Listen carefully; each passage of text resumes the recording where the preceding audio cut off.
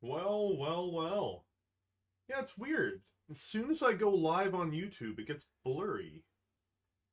Is that my own connection? Oh, it might be. No, it's doing it at 320p. Interesting. Very interesting. Not in a good way interesting. It's bad interesting.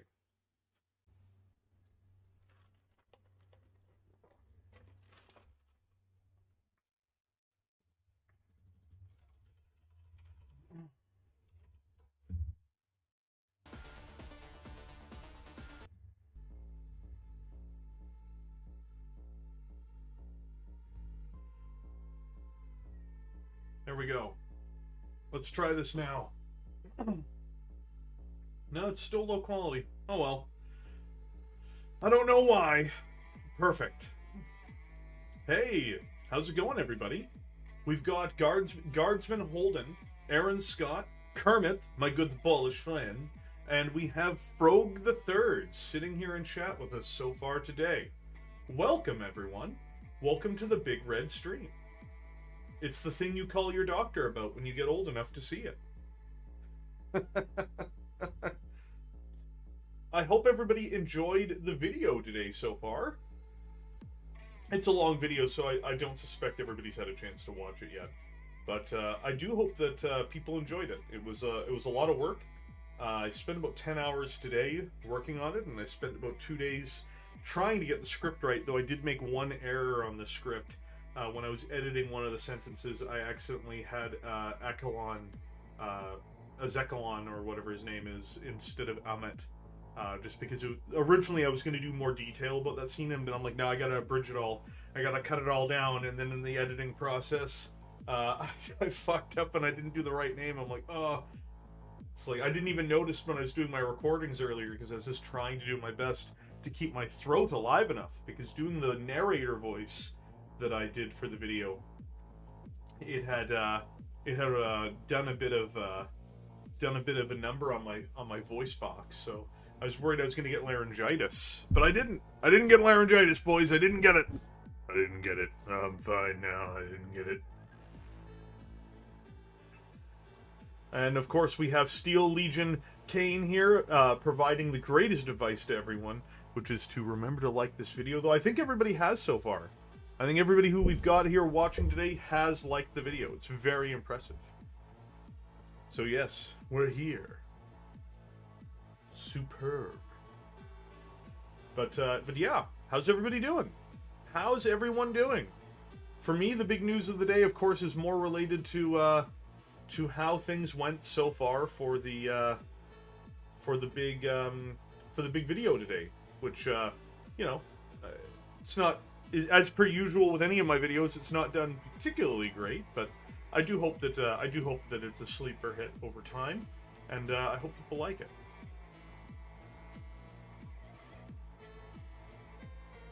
I heard we talking chaos, so I'm here. Connor Riggs, welcome, Connor. Welcome, even. You know what's really sad? It's I lost I know that we lost a subscriber, and we lost because they also left the Discord. I don't know who it is, but I know that we lost somebody over the video I posted today. So I'm like, what did I do wrong? What did I do wrong? It's the lore video. It's like, fuck this bear guy. I'm like, all right. That's one of my favorite ones. I'm like, really? I'm like, I've done a lot worse shit than that. I've gone out there, but like, you know what, guys? I think the Black Legion is the garbage Legion. You know, just go through the list of me just like beating down on certain factions I don't like. The moment I'm like, let's do an in-depth lore video. It's just like, yeah, I'm done with this bear guy. Done with this guy. Time to purge chaos. They're lame. You're probably right, Aaron. Yeah. Welcome, Grimgar. Welcome to the Big Red 40K stream. I know, like, I don't even know what I said to offend anybody in this particular one. I think I built up everybody pretty well. I had a pretty positive take on everything. Like, I tried to do my best to emulate what was in the books and source books when discussing the material. I tried to add more depth to what it is. Valor keeps being vague about new jump pack Marines. You may judge me for being an addict, but I need a fix. Also, you did mention Corvus yesterday. Corax, you mean? What did I mention about him yesterday? But Valrak keeps being vague about new Jump Pack Marines. You may judge me for being an addict, but I need my fix. Also, you mentioned Corvus yesterday? Well, yeah, I mean, you're completely on point. Yes, that is what, I must have mentioned him. I don't recall what we talked about, though, unfortunately. What I will say is, yeah, I would love to see Jump Pack Marines. I would love to see new Assault Marines for Primaris, of course. Okay, come on, John. Just because it's cringe doesn't mean that we need to be mean about it. And Jaegerbomb is here. We've got Jaegerbomb. Welcome aboard. Of course, thank you for the super chat, Jaegerbomb. Ghost of Caliban, welcome as well. Hugh Gedney, of course, always welcome. I'm here to spread the good news of the Emperor. Would you like to would you like a tract to show his greatness? Oh boy. It's definitely very interesting. I learned a lot making the video about Raldoron and the Painted Count. It was a lot of fun to do it. It was a lot of work though. It was definitely an interesting experience going through and really needing to, when you step back and look at it from the framework of their stuff. I miss the RTLW selection of third-party suppliers. I must say I love their stuff, and I'm slowly building up a collection of their minis. Currently working through their Starborn. Oh, I know, RTLW stuff is great. Also, huge shout out to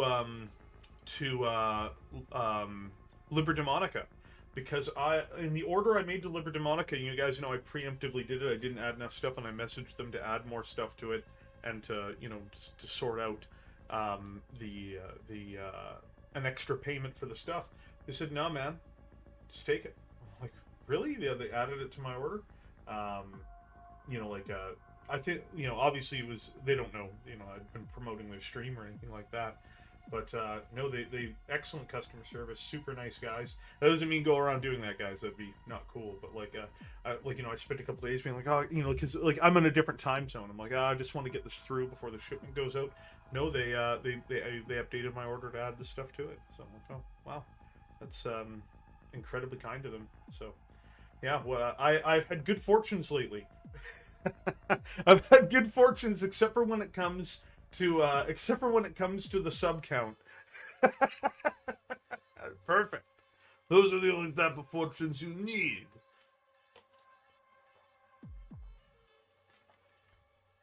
Oh yeah, John, I wouldn't read it if I wouldn't watch it if you've not read any of those books yet. It depends on, though I would say if you're a huge fan of the Blood Angels, that would be definitely not a video to watch. If you are not a fan of the Blood Angels, would you really care? Because we really just go over the Blood Angels and the Night Lords in the video. Oh yeah, it's very cool. Yeah, I saw that, Grimgar. Good to hear you. But yeah, no, it's man, I'm happy I finished my Chaos Undivided campaign in Total War today. Ah, very cool. Yeah, you played as the Demon Prince. Yeah, this is the first campaign I finished. It was a great one. I built tall too, so I didn't even have a big empire. I just took all the objectives and won the game. It's like, geez, guys. You think it could, it's very easy to win that campaign if you know what you're doing. Well, that's great to hear, John. I'm glad to hear that they're your least favorite. Oliver Withers. I don't know if you spoke about this yet, but what is your opinion of the Second Legion thing that was on Facebook? Oh, well, I talked about my opinion. Like, some people asked me the other day about, some people asked me yesterday what my opinion on, bringing back the Lost Primarchs were, or expanding on them. And I'm not a big fan of that. I don't think that that's what's meant to be their role in the story. But if you want me to elaborate on, like, specifically, the lost, like, you know, like this, the things that the hints that they're adding there and whatnot. I mean, I think it's interesting insofar that there's not a whole lot that can be garnered from it, but there's a lot that people can do to, look at it and be like, oh wow, you know, like what if? It gets the creative juices for a lot of people going, which is great. But you know, at the end of the day, they didn't really reveal much else about it. I again, like, I don't think that they should do a big expansive thing where they tell us what really happened. You know, I just don't think that that's I don't think that that's productive to the setting, and I don't think it. And then it opens up a bunch of doors that shouldn't be opened. It's like it's a great piece of lore to be there, but it shouldn't be something that the Games Workshop pursues. I don't think. Don't know why they get a pass on being vampires. Well, the Night Lords get a pass on being vampires, Jean Baptiste. Isn't that right? They both seem like a great group of people. With Kislev, I'm having trouble against Nurgle. They just don't want to die. Well, Kislev is Nurgle can always rebuild its armies. Remember that, Rudy. But with Kislev, it's not particularly difficult. I mean, it is and it isn't. Like, but you know, like Kislev is a very difficult campaign early on. It gets easier, of course, as time goes forward, and if you can get your empire where it needs to be. But Nurgle in battle is not particularly difficult to deal with. Nurgle on the strategic map is more difficult to deal with. Noted the video I sent in. Yeah, no, man, I've spent all night editing the video I posted today, my friend. So I have not had time to look at that video, unfortunately. I am sorry about that, Steel Legion Kane.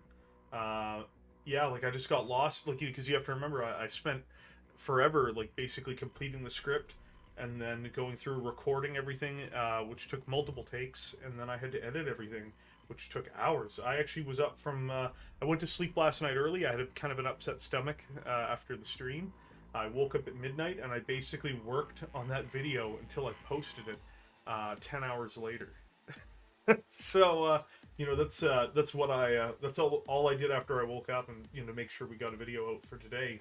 I try to get at least one video out a week, and Wednesday is kind of like the latest point I can do that.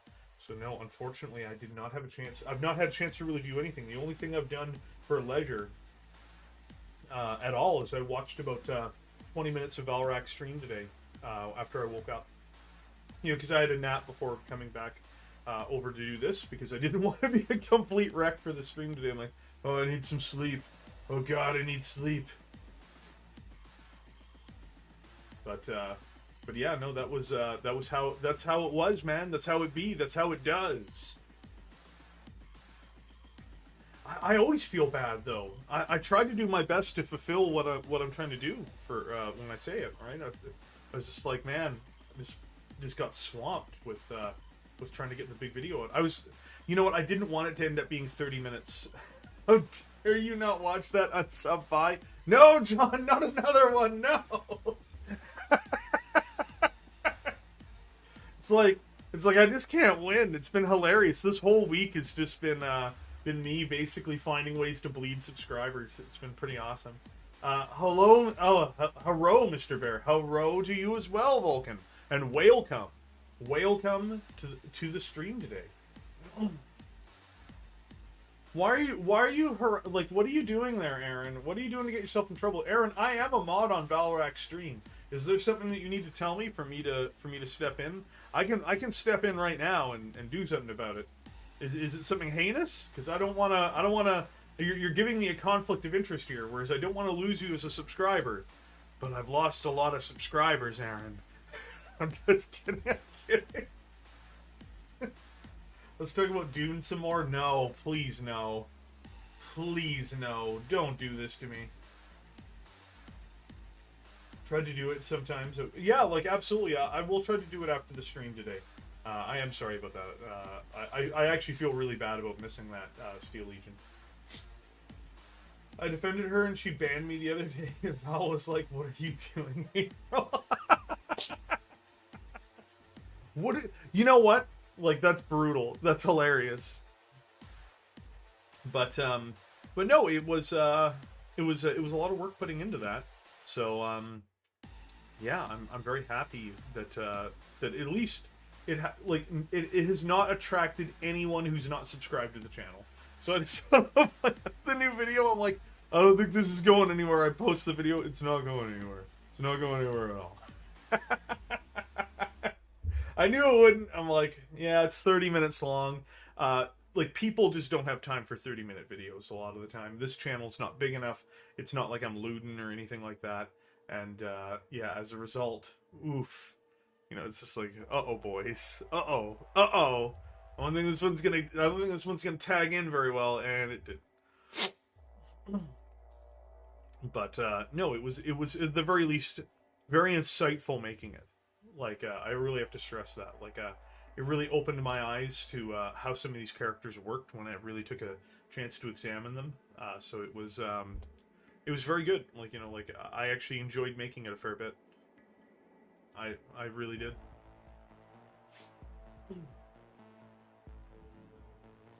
Very, very cool. But yeah, other than that, what's the news for today? I don't think there's anything really exciting going on today. So we're just gonna shoot for the stars today, boys. And you know what that means? That means it's time to do something to get me in trouble. No, I saw you posted it just now, Steel Legion. I will check it out after the stream. You know, I found the Chaos Gods of Warhammer setting very interesting than other villains from other settings. Yeah, I mean, the Chaos Gods are very Lovecraftian. I know some people hate hearing that. I don't know why. I found that out on 40K lore when I was like, yeah, they're Lovecraftian horrors, and like some people were really upset with that because they don't meet some specific portion of Lovecraftian horror. I'm like, man, they're Lovecraftian horror. I don't really know what to tell you. But yeah, they're absolutely a terrifying cosmic horror, which is what I love about them. It's one reason why Tzeentch is my favorite, because Tzeentch is the most Lovecraftian of the Chaos Gods. Absolutely. Welcome, High Marshal Miles. Welcome to the stream today. Pardon me. Yeah, no, welcome to the Big Red 40K stream. What a great day. What a great day we're having. What a very busy day we've had today, just to be totally blunt. You know, like, and that's good. Busy good. But definitely did a number on my vocal cords, though. I'm surprised I don't sound more like a plague bearer right now. Like, I'm just sitting out here dying on the stream. I still suffer. Oh! And of course, doing that has only aggravated my throat yet more. A big part of being a YouTuber for me is, of course, trying to dodge laryngitis the whole time. Like, if you are enjoying the stream, consider liking, /subscribing, or even joining and hanging out with us on the Discord. Thank you very much, Grimgar. I appreciate that. Hugh Gedney. I 100%, although I like the 4 Dark Gods, I'm an undivided person. Hey man, you know what? Like, I played Wordbearers for many years. Very diligently. I love me my Wordbearers. So I understand the call of Chaos Undivided. They are horrifying, but I think that I'm the last Gaunt's Ghost novel one of the characters explains the Guardsman his view on why Chaos is the better. It is the better switch. Raw Red, oh. Yeah, welcome to the Raw Red podcast, guys. You want the raw, hard truth. That's why you're all here. On 40K lore, I asked if Chaos will ever win and got attacked with people bringing up that they ripped half the galaxy, and that's good enough. Yeah, like, trust me, there's a lot of people who either are huffing copium, or they are promoting the idea that Chaos has had enough. It's not really the case. Sorry, my fingers are bigger than my keyboard. No, it's alright, dude. It's alright. No, like, actually, you know what, guys? Like, I actually dove into it on Bolter and Chainsword today. That's why I put up the poll that we have earlier today where I could not believe where people were trying to tell me, no, Chaos hasn't seen a decline in player base. I don't know what you're talking about. I'm like, what? How can you? What? He's like, yeah, there's no decline in the Chaos player base, man. We're rocking harder than ever. You just don't, it's just the tournament players, man. It's just the tournament. I'm like, holy gods. Like the dark gods. Or like even Korn himself's like, oh, what is wrong with you? Like, wow. Egads. Like, I can't believe that one.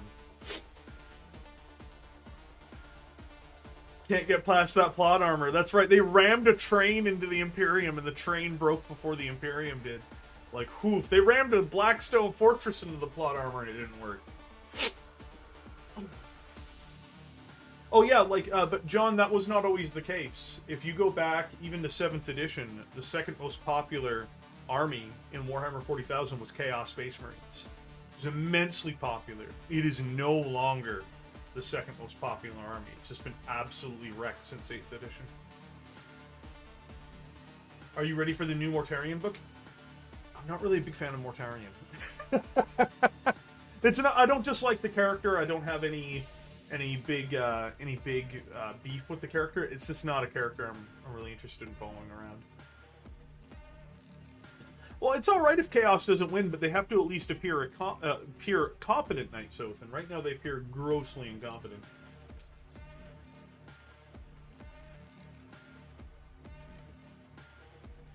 Oh yeah, as you put there, good villain or Snidely Whiplash.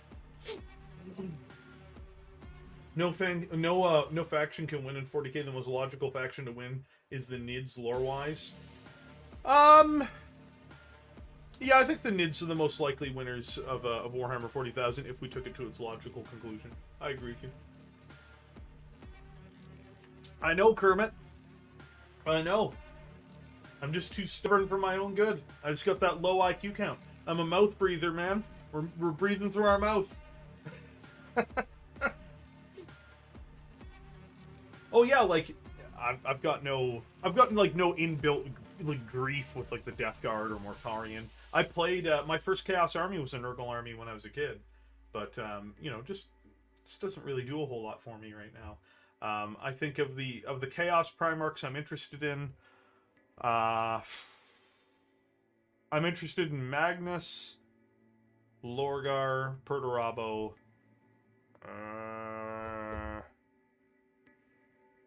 Maybe Kurz. Like, I like the Legions more than I like their Primarchs. So when you have, like, I like the Luna Wolves. I don't like the Black Legion, but I like the Luna Wolves. I love the Word Bearers. I love the Night Lords. I think the Alpha Legion's okay. I like the Iron Warriors. I'm a fan of the World Eaters to some extent. I love the Thousand Sons. I'm okay with the Death Guard. I don't have a beef with the Death Guard. I think they're fine. Emperor's Children, I used to actually strongly dislike them. Now I just strongly dislike Fulgrim. And Lucius, but I do like the Emperor's Children as a whole. I actually enjoy the Emperor's Children now. Why I found the Chaos Gods very interesting, it's also because they have a much larger armies, legions, hordes. They corrupt a lot more people and other villains. Yeah, absolutely. They're a corrupting presence. They've even corrupted Gene Stealers, for instance. Nurgle routinely corrupts Gene Stealers. Do the Hive Fleet expand as they consume biomass? They expand, absolutely, Grimgar. So if they eat enough of the galaxy, they do start to produce more of themselves to eat yet more of the galaxy. Abaddon is a Luna Wolf. He was a Luna Wolf.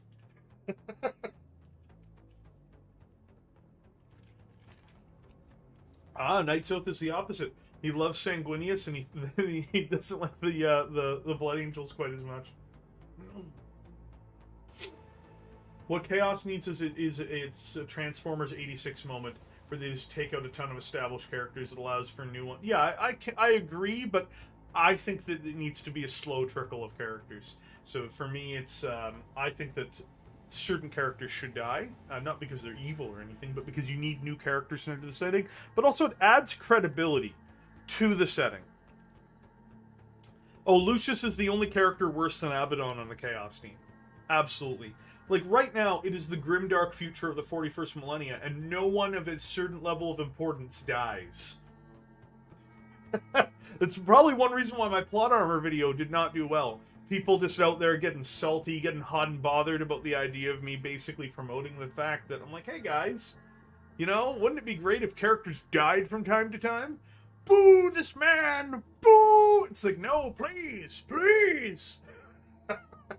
Welcome, Chris. Welcome to the stream today. Just seeing if anybody else responded to me so far. No, I don't think so. But yeah, I had a hot take today, hot and spicy. People were not big fans of my take on Bolter and Chainsword earlier today when I declared that Chaos Space Marines are not particularly popular. It's like just watching this the whole forum basically turned on me. I'm like, oh, perfect. It's like, yeah, here I come with a well-reasoned thing. They're like, where's your evidence for that? I'm like, man, can you not see it?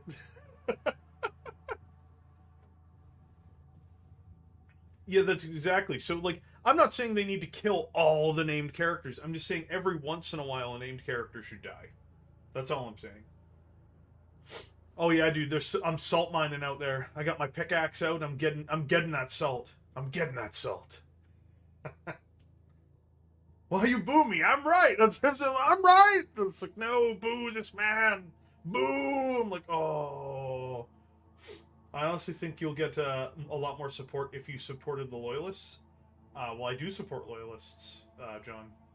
I've just lately been talking about Chaos, but, you know, we support regular Space Marines here all the time. I've routinely pointed out that, like, you know, regular Space Marines have much better models. I would argue that they have better characters in Warhammer 40,000. Make no mistake.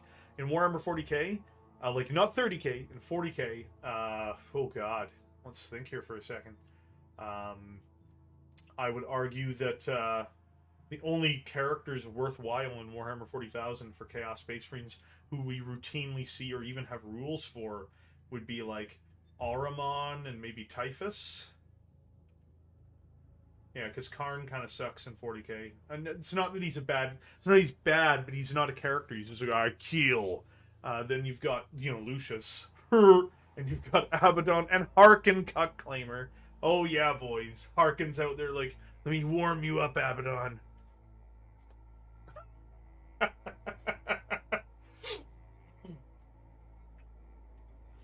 Oh yeah, the Black Legion is the worst. Nobody likes the Black Legion. Like, they're Ultramarines if Ultramarines were even bigger garbage. Do you think they are more popular at different time? Oh, I know they were more popular, Byron. They were the second most popular army in the game for a long time. From 3rd through 7th edition, Chaos were the second most popular army in the game. They don't need chapter-specific units for Chaos Space Marines. What they need is a Primaris-style upgrade, which Games Workshop didn't give them. So basically, Chaos Space Marines are going to be caught out in the cold until at least 2026, 2027, which is a long time. And no, they're not gonna kill Calgar anymore. Unfortunately, Lord J, and I think they should have. When they should have killed Calgar on Vigilus. He should have not gotten a new model, or they should have at least had Abaddon kill him before he got a new model to justify why he didn't. Like, he became a Primaris and then fought Abaddon and basically won. It's like, boo! Boo this man!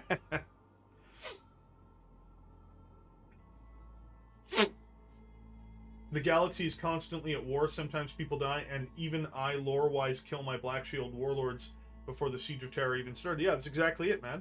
Like, eventually people die, right? Like, like, if you're putting yourself in harm's way the whole time, if you're constantly at war, if you're constantly fighting, you're gonna die.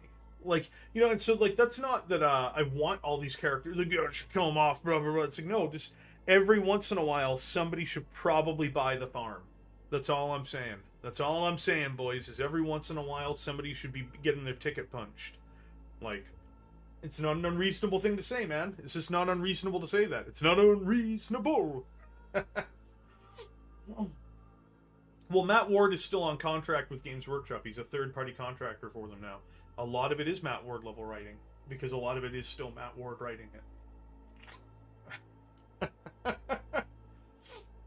Can you say the order of popularity you think factions are now? Well, I know Space Marines are at the top. Probably Space Marines followed, like various types of Space Marines at the top. So like they fill up all the top categories. Erebus is a great character, but he's an absolute prick, Kermit. You've got all sorts of Space Marines at the top, followed probably by Sisters of Battle or Custodes. They've become very popular. I would argue that after that, you'd probably see Orcs or Tau. I know Chaos are still more popular than Gene Stealers or Tyranids, because those are ranges that don't get a lot of love and they don't sell particularly well. It's a real question. But the thing is Death Guard are definitely above. Death Guard, I keep on forgetting, Death Guard are more popular than Chaos Space Marines. They're more popular than the Xenos factions. Actually, they might not be more popular than Tau. I'm not just talking tournament player-wise, I mean just in general, right? Tau are actually one of the top sellers from Games Workshop. I know that makes people super salty, but it's just true. They sell like bonkers. So, in popularity, I would probably say Space Marines, Sisters of Battle, maybe Custodes, followed by Tau, followed by Death Guard, followed by Orcs probably, and then probably a series of other Imperial armies. I would say Chaos are definitely more not powerful, but more popular than Tyranids, and they're definitely more popular than Gene Stealer cults. But outside of that, I honestly don't think... I think they're less popular than Thousand Suns at this point, to be honest. You can just see it from social media activities.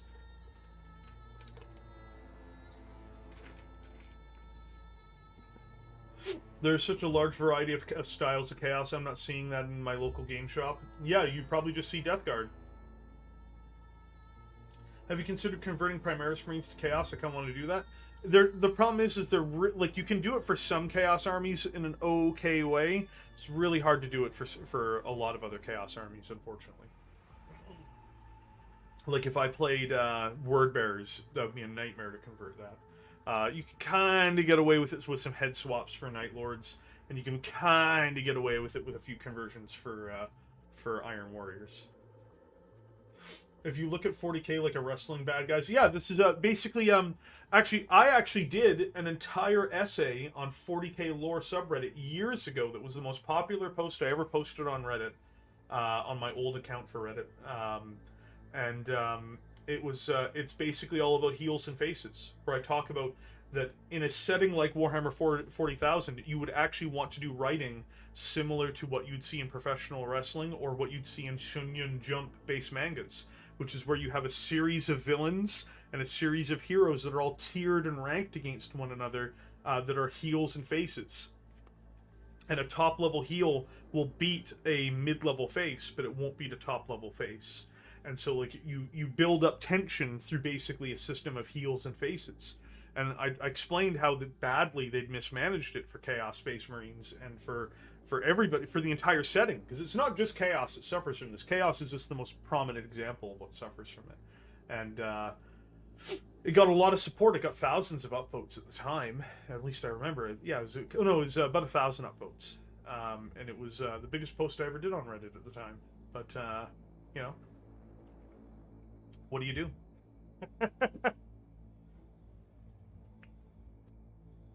Then why do all the Tau models all sit on the shelves at my local game store? Hey, that's very regional. Tau are the #1 selling Xenos army. Games Workshop makes tons of money on Tau. Like, Tau is a huge seller for Games Workshop. I don't personally understand. I have a Tau army, but I wasn't drawn to it because of the traditional things that draw people to Tau. It's very popular with new people coming into 40k. It's one of the main beginner armies you'll find when people aren't getting a starter set.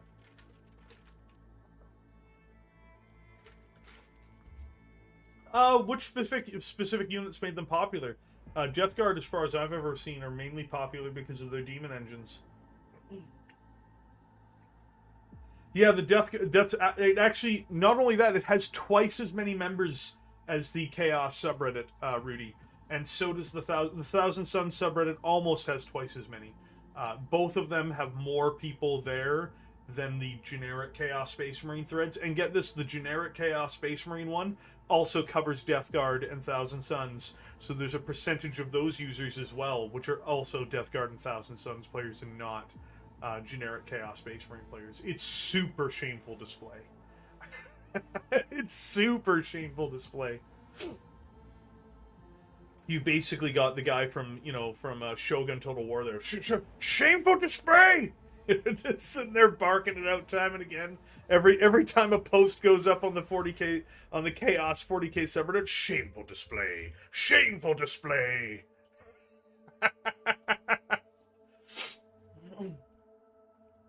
So that's just how it goes, unfortunately. Have a great night, Hugh Gedney. Thank you very much for joining us here today. I appreciate it.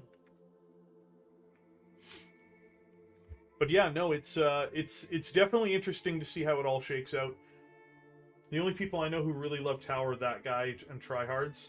Worst of all, they have the worst case of body odor. Ugh. I think about Alpha Legion if they had specific models. I don't think it would make a huge difference personally. I think that I think they have bigger problems than specific units. I think the biggest thing that kills them is the scale. Death Guard also suffer from this to some extent, but people forgive it a lot more. They're fatter, or a little bit closer. I think that it's the models that actually do it, because you'll note Primaris Space Marines had awful rules when they came out, but they sold like gangbusters. They were basically one of the biggest selling ranges in the history of Games Workshop. The scale for the Chaos Marines is noticeably smaller, and people don't like it. It's like, sorry guys, you made your bad guys look weak. That's the thing. People forget that a lot of how we assign value is visual. We're visual entities, right? Thousand Suns are not really that popular, actually, John Baptist. They were for a while when the tournament scene pushed them. They're more popular than Chaos Space Marines, but they're nowhere near as popular as Death Guard. And I would argue that they're not... I would be really surprised if they were particularly popular. I would.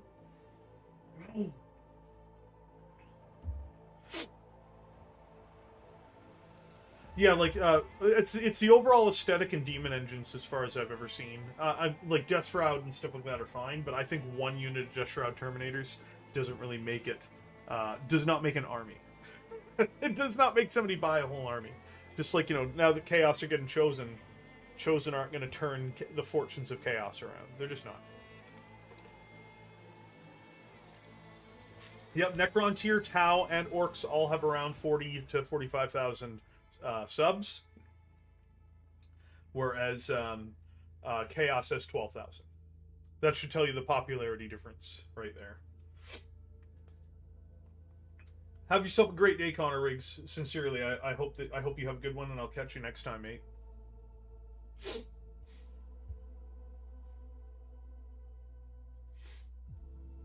Many Death Shroud Terminators make an army? Yeah, well, some Death Shroud Terminators don't make an army, but a whole army of Death Shroud Terminators makes an army! Oh my god. The bank account dies from Nurgle's rot.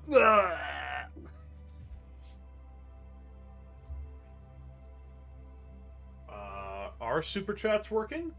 Yes, we had a super chat earlier. We did have a super chat earlier. We did have one person who decided to super chat to us today.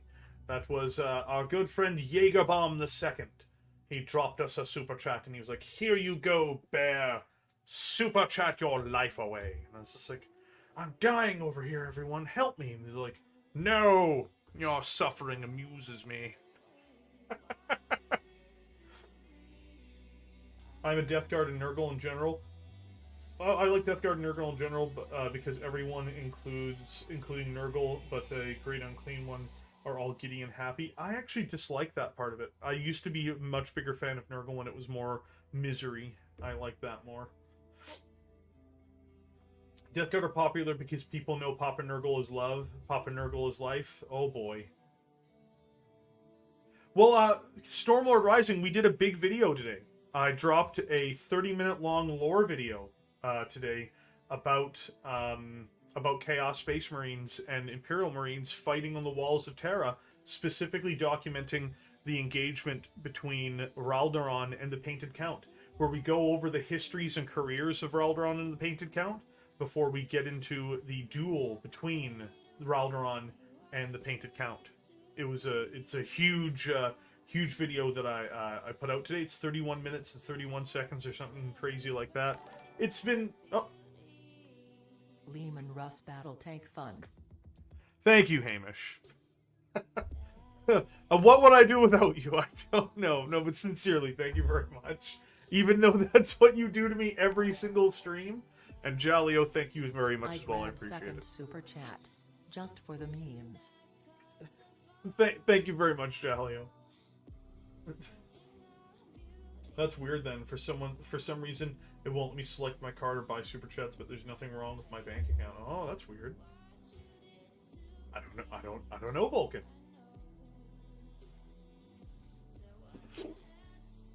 Hashtag old ones. Oh man, that'd be great. Lemon Russ Battle Tank Fund. Oh, damn it. I hate Leman Russ Battle Tank so much. You know I hate them. How dare all of you do this to me? I'll have my revenge. Was out late, so I haven't had a chance yet. Looking forward to it. Big. Is it big for spoilers? If you've not read any of the Siege of Terra books, there will be some spoilers, but it's basically only spoilers up to Lost and the Damned. Everybody knows Sanguinius dies, so like me mentioning him dying in the Siege of Terra is not a surprise. I don't talk about Sanguinius though in much. The most of the video is about Raldoron and the Painted Count. That's what it's really about. I'm gonna do some Google foo and figure it out. Oh, he will hunt down Google. He'll find out what Google wants. And then Google will suffer. Oh, excellent. Yeah, no, it was a lot of work I put into it, Stormlord Rising, so I'm glad that people like it. Not many people have watched it, I suspect because it's a 30-minute long video. But it was a lot of... John Baptist, are you being for real right now? I hope you're not being for real. I hope you're not being for real. Sanguinius, his death has been a key point of Warhammer 40,000's lore for 30 years. Like, we've known Sanguinius died since 2nd edition. He's been dead forever.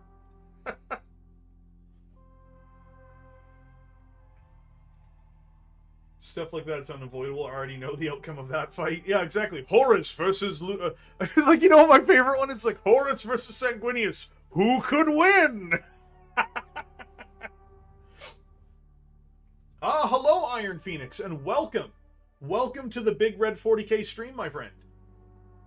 Dark Lord Corey, Chaos Space Marines are just squats and power armor. Oh, you're so mean. Why are you being so mean, Dark Lord Corey? Chaos Space Marines are just squats in power armor. You guys are basically picking up the steel chair and just battering them. It's just so terrible. I don't know why you would do that. I mean, I do know why you would do that, but I don't see why you would do that. I thought you were bigger and better than that. But no, it has been pretty popular, which is it's good in the sense of, like, for my videos it's been pretty popular. Like, usually people show up for live streams, they don't really come to this channel as much for videos, but I am trying to change that. I am trying to get more video content out there for people to enjoy. I thought you made a great video, especially explaining the Painted Count's flaws and such, rather than just reading the passage. Yeah, because it's what makes the character interesting. Like, you know, if the character is just sitting there, ha ha ha ha, and then losing to Raldoron, like, it also is because so many people have missed out on who that character on who that character is. Like, he's a very deep character. He's an evil monster, but he is a very deep character, and you can see where the Painted Count's life kind of goes wrong in the sense of like, you know, his noble background, his conniving and things like that are all basically what leads to his downfall. But they're also what leads to his ascension within the Night Lords, and they're what allows him to manipulate and scheme and outdo the far better Night Lords. Like Sheng and Sevatar are far better characters than he is in the sense of like they work for their Primarch, they have a grander idea of what it is to fight against the Imperium. All Gendor ever wanted was power, and so he manipulated the wants and desires of others. He killed off other characters. He murdered Sheng. Sheng is it was the closest confidant of the Konrad Curze, and he was killed by the Painted Count. The Painted Count murders Sheng, and you're like, holy shit! He kills the equerry of his own Primarch. Well, why does he do it? He does it for power, because Sheng wanted to go find Konrad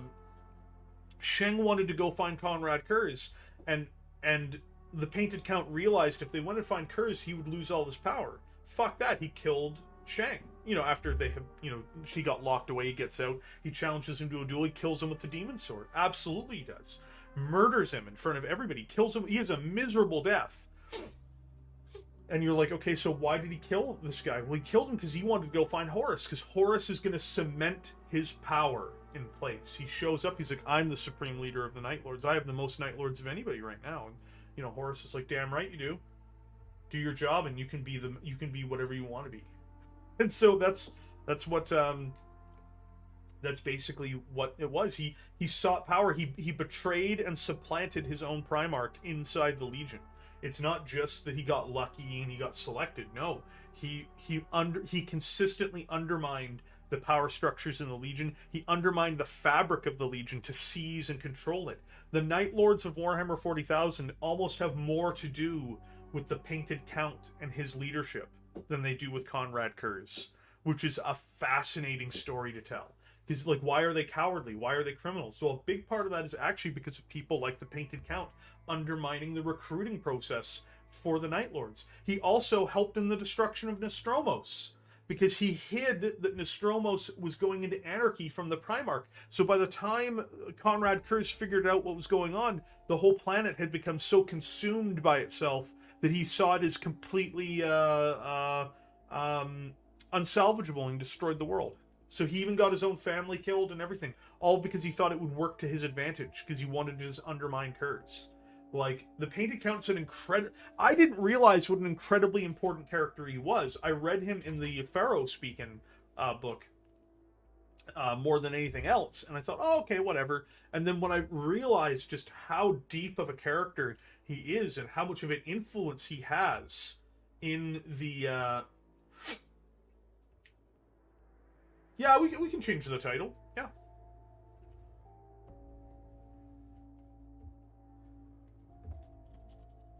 Should do that right now. There you go. It's changed.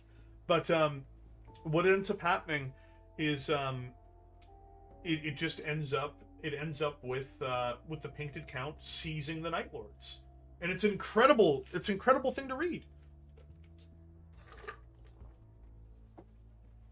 Even better yet, a lot of Night Lords characters don't know much about the Painted Count because they hate him, so they don't realize.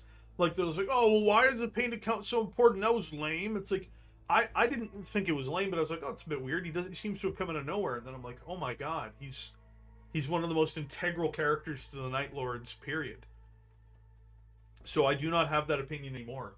He is an incredibly important and deep character in the lore for the Night Lords. Absolutely he is. He's a piece of garbage. So I'm not saying I'm like fangirling for him, like, yeah, Painted Count, love me, Painted Count Chan. You know, Gendor is a piece of garbage who got absolutely what he deserved, but he's a fascinating character, which is what made me like the character. Like, you know, I like the character as a character. I don't like the character as a man.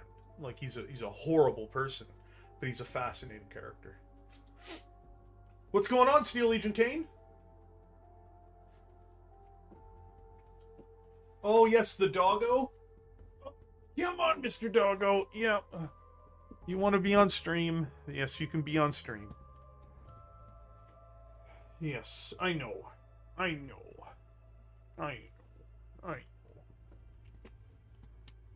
know. Gendor has herpes.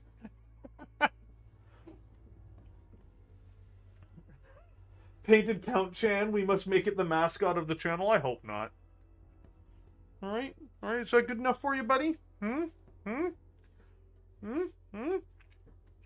go on. Go on, get out of here. The demon left him because the demon wanted Gendor's soul. The demon bound itself to Gendor and was going to use, and they merged into one being at the end. So Gendor is no longer the man he was. Gendor is a new entity, a new being. That's who he is. He's also a gigantic piece of garbage.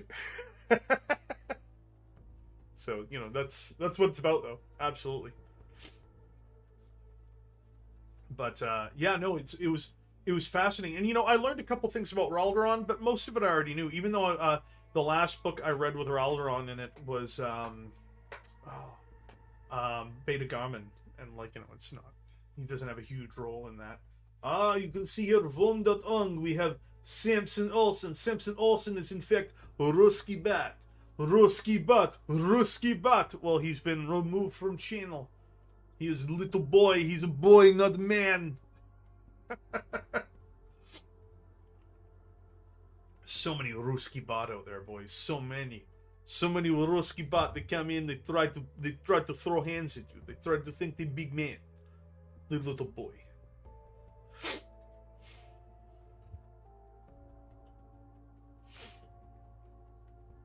But yeah, no, it was a great video to make, and it actually expanded my own horizons. I had to do a lot of research for it, which was there seems to be a lot of big pieces of garbage in the Night Lord saga. Oh, well, yeah. But the Painted Count is one of the people who helped engineer why there were so many bad people even in the Legion, Mark Davey.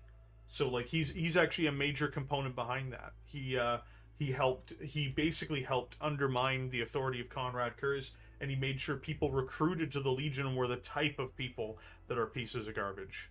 So, you know, Gendor had a lot to answer for. Unfortunately, he didn't have 6,000 years. No, he's had to suffer 6 times 600. So I think he suffered for 3,700 years or some crazy thing.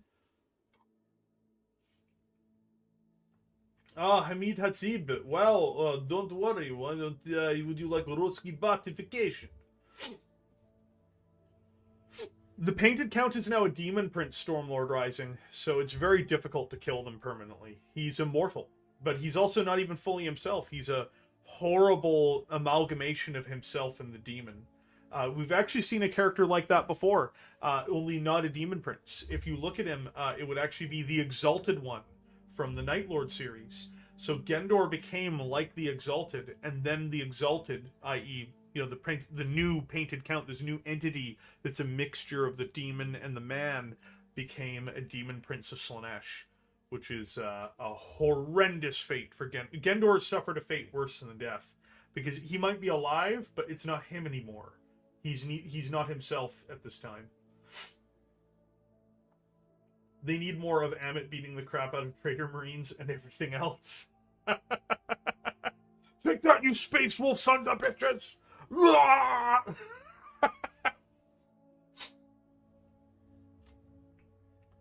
Yeah, the Painted Count is a major contributor behind the ruination of the Night Lords. Absolutely, you're correct, Aaron Scott. Completely correct. He's not the only one, but he's a major contributor. You remind me of Ivan Drago sometimes with that accent. I am here to break you.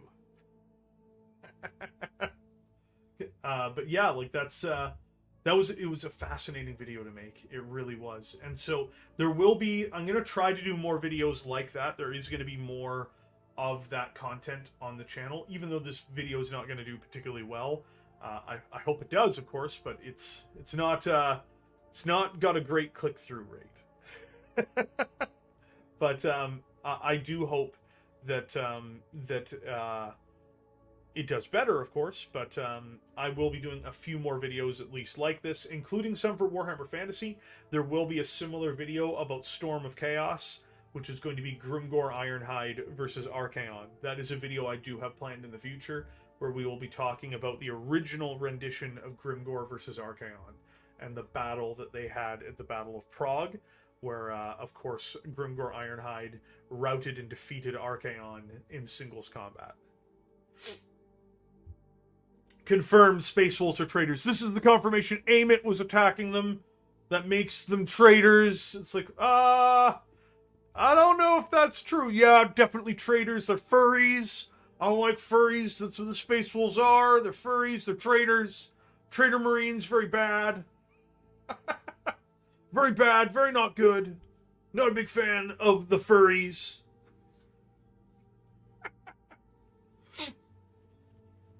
Shang for president. Oh man, Shang, he did not get presidential nomination. Shang was the president. He was the Lord Commander of the Night Lords, and he got run through. New narrative campaign for mini wargaming. Oh boy. But no, it's need to drop off, brother. Thanks for the channel. No, thank you for being here with us today, Neo Isolationists. I hope you continue to come by, dude. That'll be great to see you. So yeah, like it's going to definitely be interesting. At least for me, it's going to be definitely interesting. Going forward with what they're going to do at the at the final battles in the gates there with Sanguinius. I look forward to seeing the next book by Aaron Dembski Bowden. It's the second last in the series before they get to the final point, which is going to be Dan Abnett writing the duel between Horus and the Emperor in the final book. That's going to be very fascinating to see what they do. Viking furries, Red. Viking furries. I'm sorry. You caught me. I'm so sorry. I didn't mean to offend any of the Viking furries out here. Please don't unsub from the channel. God, no.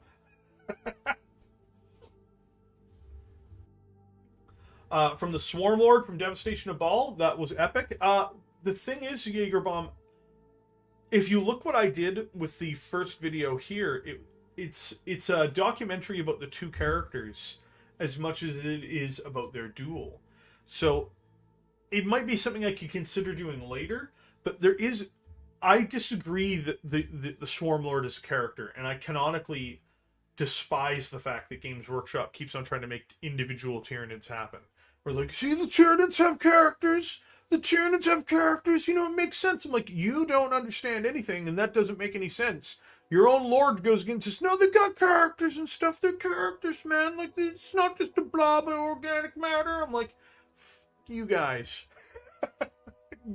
You guys need to fuck right off. Miss me with that shit.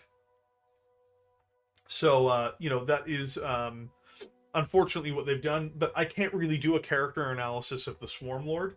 It might be something I do in the future, but I really want to focus on things that are interesting confrontations because of the duality of their nature, or the varying nature of who these characters are. So like when I saw the Painted Count versus J Train and welcome. When I saw the Painted Count versus Raldoron, I didn't view it as the Painted Count.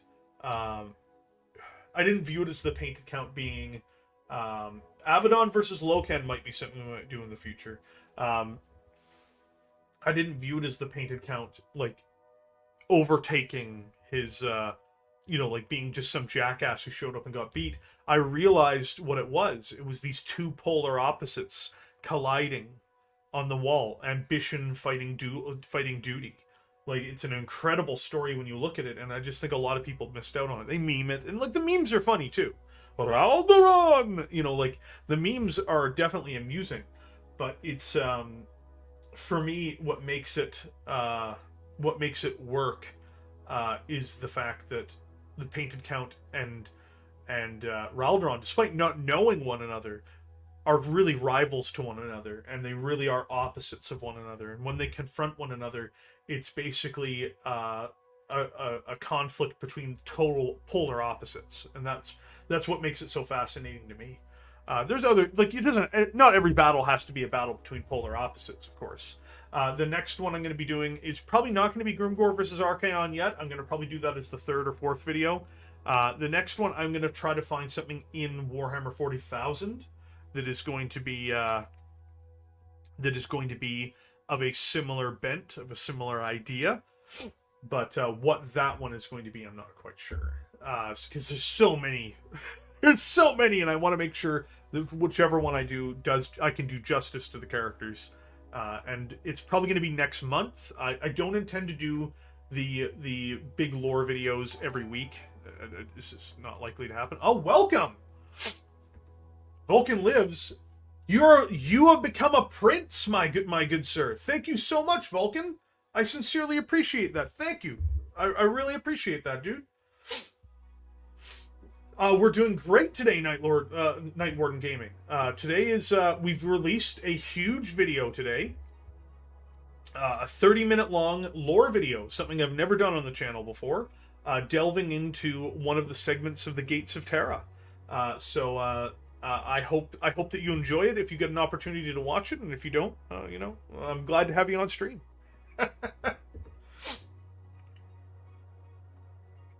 I can see you're spot on with the music again, Red.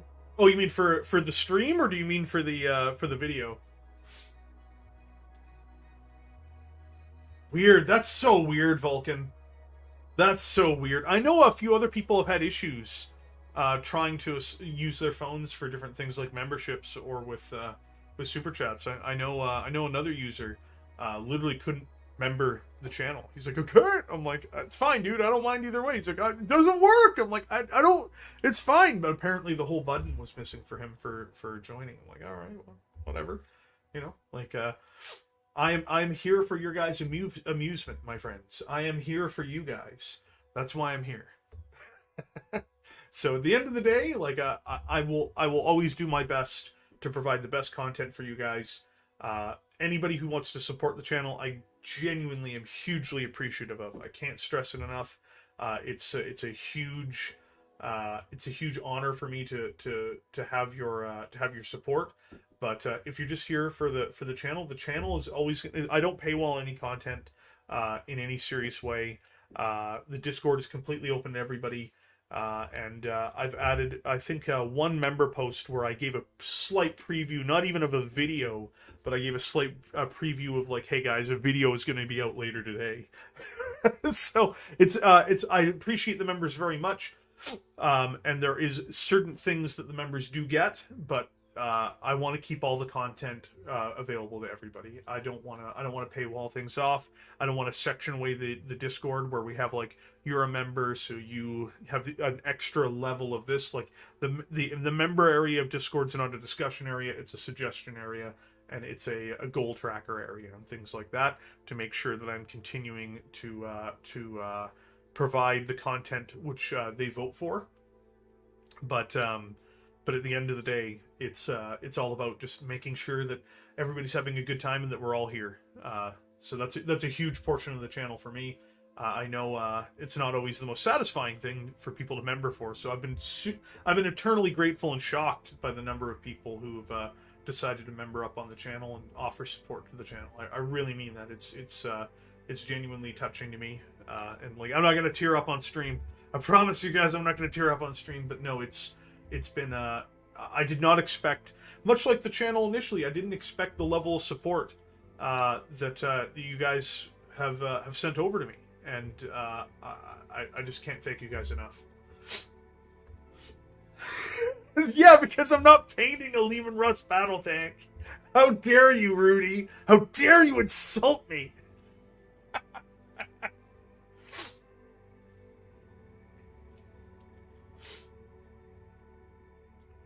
Oh, okay, yeah, I'm not sure why that is, Robert. I really unfortunately don't know what they're doing with that. I do know that it should work on Android. If you're using an iPhone though, I don't know what's up with it. It's from what I can tell, it's, as far as I know, it's only been iPhone related. Welcome, Fair Prince Vulcan. Things are going well, Battleborn Gaming. Things are going well. We're having a good time today. Big video got launched today. Very big video. It's the biggest video. It's the greatest video. Yarick versus Ghazghkull. That is an interesting subject. You know what, Voltan? You might actually be onto something, because I bet I'll do a better job of it. I bet I'll do a better job of it than what ended up happening on Warhammer Plus. I don't even need to animate it, and I'll do a better job of it.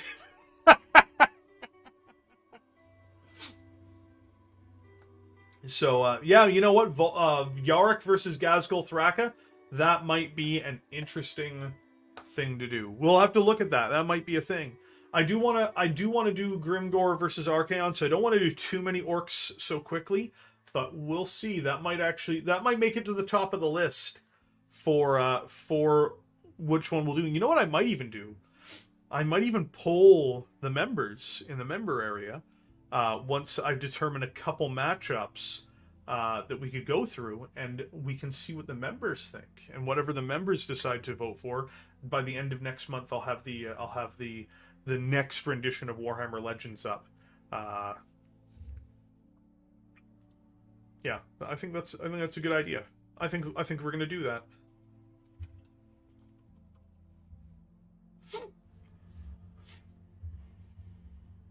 I think we're gonna do that. I think I've got the big brain move for that.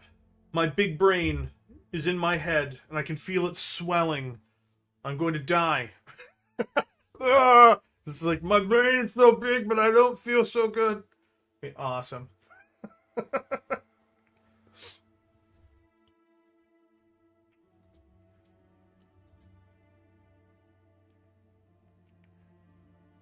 But yeah. Imhotep versus Helbrecht would be a good one too. I agree. Vulcan versus the Beast. There's a lot of orcs getting mentioned here, guys. I can only do so many orcs before people think I'm a madman. I just keeps on talking like an orc. He's not very smart. No, you don't get it, boss. He's got to talk like an orc in order to do the video. But, yeah, I learned a lot about recording from this video too. Like, I actually learned a lot about the process of making videos from the video I put out today as well. I didn't expect the voice work and voice acting to work as well as it did, and so I'm very happy with the outcome of that as well. Like, you know, I'm not a professional voice actor by any means, but I was very satisfied with the audio I was able to generate for the different characters and for the narrator. The narrator voice just killed me, though. It's probably going to be the new narrator voice, but it's just such a long video that it just killed me. I was like 30 minutes in, I was like,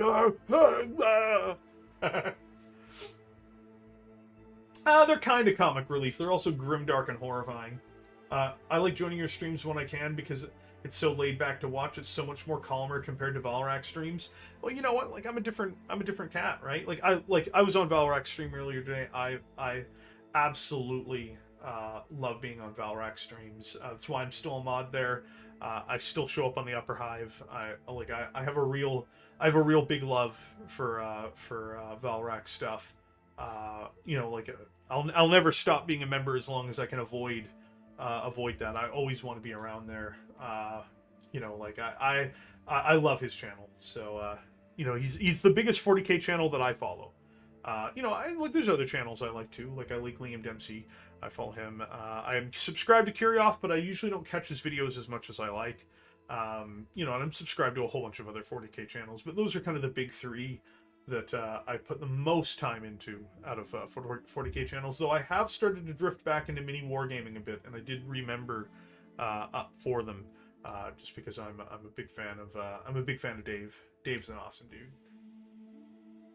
But what software are you using? I actually used some software that I bought on Steam like a year ago for $3. I'm not going to be doing any big like, there's not going to be a big upgrade on the software portion of things. If it isn't Luis Roberto Rubio. Hello, Luis. Hello, welcome to the Big Red 40K channel. I know you. I know who you are. I have seen you before, Luis. I have seen you before. I know you're a man. You show up on Wall Extreme many times. I not have to ban you. No, welcome. That's awesome. Thank you very much. That's incredibly generous of you, Roberto. I appreciate that sincerely. Hello there. Yeah, man. Like, welcome aboard. If you enjoy your time here, please consider subscribing. We stream every day. I try to do it around the same time every day, which is typically between 12:30 and 1:30 my time on the west coast of the United States and Canada. But that's what I'm up to, man. Yeah, dude, it's awesome. No, thank you very much for coming aboard, mate. You're an awesome dude, man. That's very cool. And you don't cause trouble. That's my favorite one. You have no idea how many times there's been people on Valorant stream who have been like, "Oh man, he's causing trouble. I gotta silence him for 300 seconds," and it just devolves. You sons of bitches! It's like, oh. Hello, Corvus Corax, and welcome. Welcome to the stream, my friend. We're having a good time. We're going to go through. We're going to be talking many things. General Kenobi. But yeah, like it's pretty awesome. What I think I'm going to be able to do with some of the lore videos we're going to be coming out with over the next month, I'm looking forward to it. But again, these bigger videos like this, I'm going to try to keep to one a month. I try to have about one video a week, sometimes maybe a bit more. So I'm not sure what next week's video is going to be. If something really captures my attention this week, I may do a video. Like right now, the rumors around the Horus Heresy rule changes, which have made so many people so very upset, has definitely intrigued me. So if I can figure out what I want to do with that, there may be a video on that as well. Just because they're doing everything they can to not have alternating activations. Like, it's so weird to me. They're like, we're adding a reaction phase, and we're going to do this, and we're going to do that. And I'm like, man, just add alternating activations. No! No! Like, jeez. Red, how are you doing? What's the latest bit of hobbying your painting? Actually, I can show you guys. I posted it on our Discord the other day. The last bit I did, and I'm working on it again after the stream today, because I don't have to do a big video. These guys here are the latest thing I worked on. Now, we're not going to hit our Night Lords target, so I'm not going to be doing a whole army of Night Lords for the channel, because, we didn't hit the subscriber goals for the month. Hit the goals, things don't happen. It doesn't mean that it's anybody's fault. It's my fault for the channel not growing, of course. But you still can't give out what you were doing. I'm not a huge fan of painting the Chaos models either way, so I'm going to be much happier painting some Mordian stuff next month. But these guys here are what I painted. I believe it was last night, which required four bits of the 4 run-throughs with the airbrush to make that happen. Oh, you're not on the Discord? Well, Dave B, here's a link to the Discord. Join us on the Discord. Have you heard about the 40K survey where they asked about stratagems and it should be less of them or just get rid of them? Yeah, absolutely. I was on there. I was somebody who I've talked about that actually a fair bit on stream. I also believe I mentioned it in one of my videos even. It's because people, I think that they ruin the game. I really do. I really do believe they ruin the game. I really do believe stratagems are the biggest problem with the game outside of the turn order. Like, the two things that would fix the majority of problems in the game are changing the turn order and removing alternating adding alternating activations and removing stratagems. If you could ask me if I could change two things about the rules in Warhammer 40,000 that I think would have an immediate it mitigates alpha strike and increases the chance a player can use their favorite toys before they get blown up, and it adds strategy. It adds strategy and tactics, which makes the game far deeper.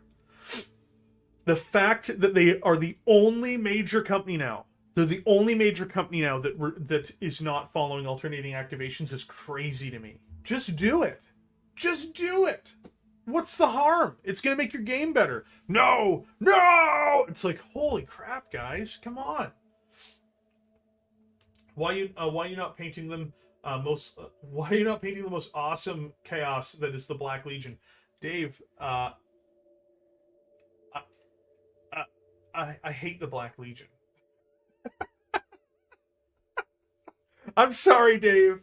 I'm sorry, I hate the Black Legion.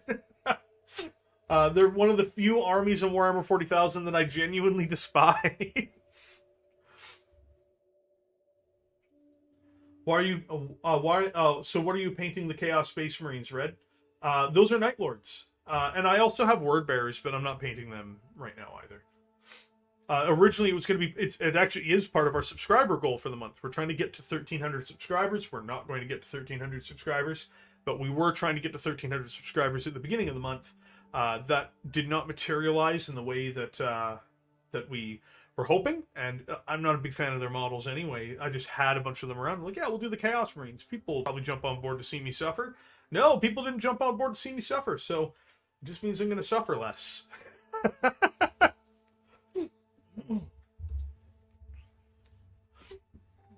Warhammer 40,000, the Thinking Man's game, GW, I think not, pay me money. They feed into the blood. Next month goal should be 10 members. Yeah, we're probably going to be changing things up next month to be more membership based than subscriber based, and then we will see what the next month goal is going to be.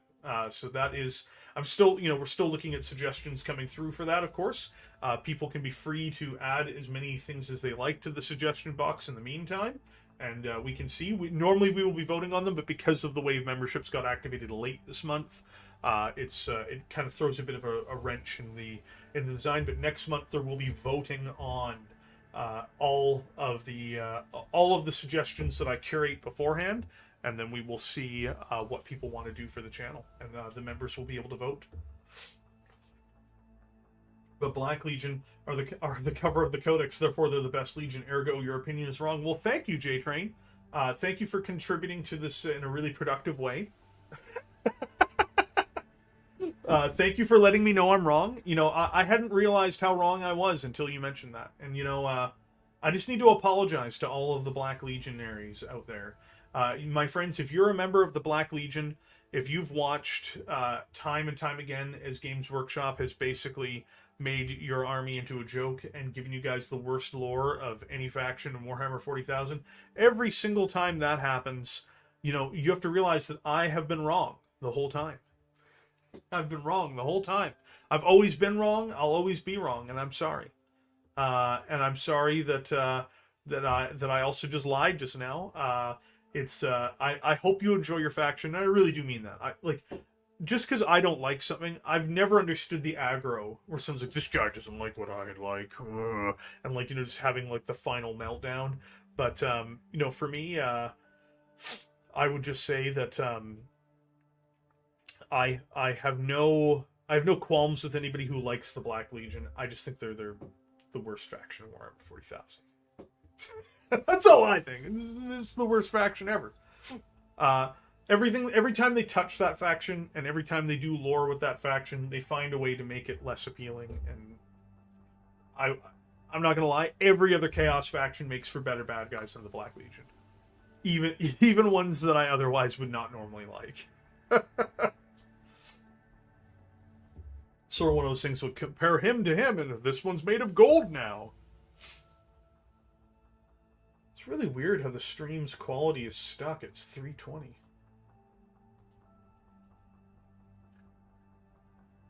It's really weird because I'm streaming at the right resolution and everything. Oh well. We'll have to try to get it fixed because it was working normally before, but lately it's just been not streaming at the right resolution on the channel. So I am sorry for that, guys. They've been treated the worst in the lore, 100%. Absolutely. I don't think there's any salvaging them either. Every time they try to salvage them, they just make it worse. If you read the Nakaman spoilers, it's pathetic. I'm like, just get out of here, guys. Let's get out of here. We both have differing views on the Dark Angels, but I think we're becoming friends. Hey, man, I like you, Chris. And again, I don't care if you like Dark Angels or not. But I will say this: Dark Angels are a damn sight better off than the Black Legion are. I'm like, yeah, the Dark Angels have some awful lore. I genuinely don't like them. People are like, boo, this man. I'm like, yeah, that's fair enough. It's like, look, but you know what? The Dark Angels look like the greatest warriors in the history of the Imperium compared to the Black Legion. It's it's like, oof, that Black Legion's having a hard day. He goes to work every day. He tries to make himself, pull himself up by his bootstraps, but whatever he does, just doesn't work. Just doesn't work. Goes home every day to Susan. Abaddon's out there like, Susan, you better not be fucking the neighbor again. And she's like, oh, I do what I want.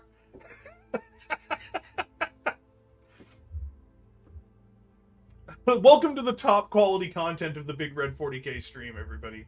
We're talking about Susan getting fucked. The lion is about as interesting as a rock. Ah, I see what you did there, Aaron Scott. I see what you did there. Well, you see, Dave, I actually tried to do that. Low blow, red low blow. Dave, I actually tried to do that with a friend. And what I found is you'd need to actually fundamentally rewrite a lot of the rules, and points would need to be readjusted. I think it's possible to do, but you would need to change a lot. You would need to change a lot of the core mechanics of the game in terms of how the psychic phase works. I actually would be all for discarding the psychic phase and going back to a simpler version of psychic powers that were just in the shooting phase, but I'm glad you accepted my apology, Dave B. I appreciate that.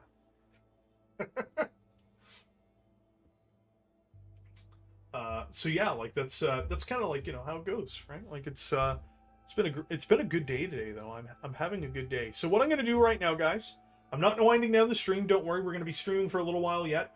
But I'm going to go get a drink downstairs. I need a glass of water. I've destroyed my voice today, and so as a result, I desperately need the water, or I'll die. So I'm going to have to go grab that. Just give me a few seconds here, guys. I'm going to put up my Be Right Back picture of Be'lakor. My Be'lakor, my boy Be'lakor. By the way, everybody, I do want to point out, actually, not everybody, I'm going to let Grimgar know. Grimgar, if you look at your tags on Discord, because you're the first person to have gotten the Prince level membership tier, I did add a special category just for you called Be'lakor. So just like, hopefully that we don't have a falling out like the Chaos Gods and Be'lakor did in the lore, but you, sir, are the Be'lakor of the server now. But I will be back, and I will catch you guys shortly.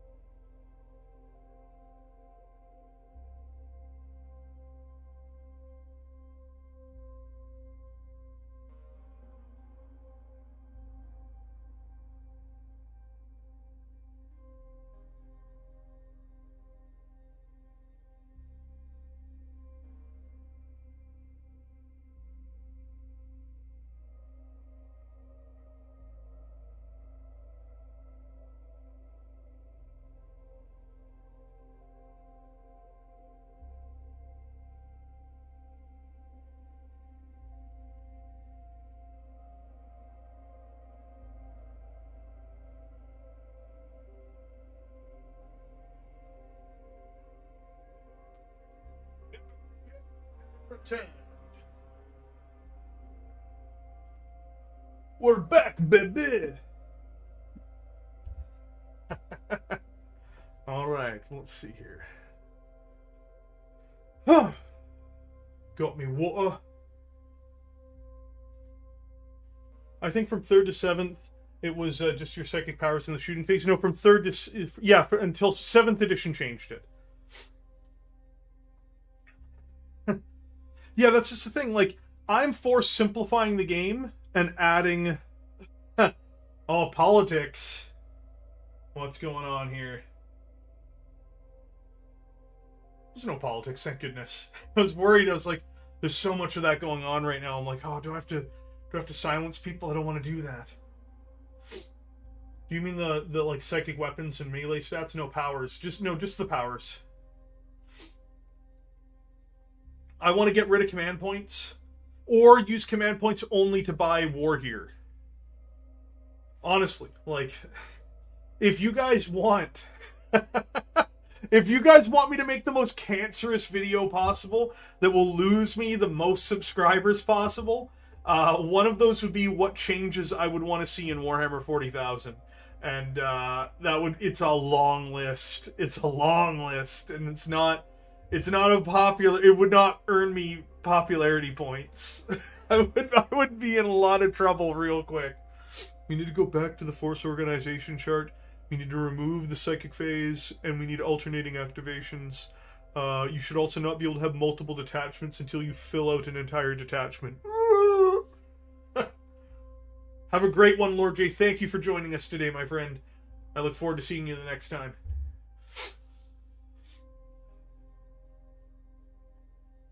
Mind My Maiden, I want to play a game in 3rd edition, see what it's like. It's a great game. It's in my opinion, it's much better than the current edition. I do think it's further improved by... it's further improved if you have alternating activations. And you could make 3rd just work with alternating activations. You wouldn't need to change the game substantially to do that.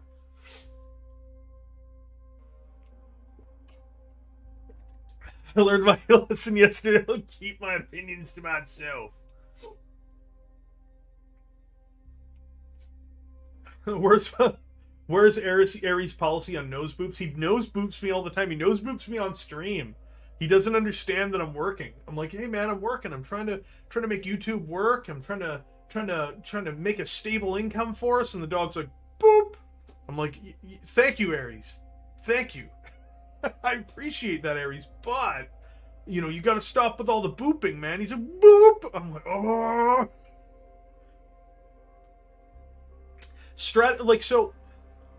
Why? So I'm going to point something out here that may not be particularly popular, but most of the convoluted elements to the game draw away from the game on purpose to make you forget the fact that they've kind of made the core game boring. So, like, the core game's not very good, so what do? They add in complicated victory conditions, where you have to have a spreadsheet to know who's winning. That's ridiculous.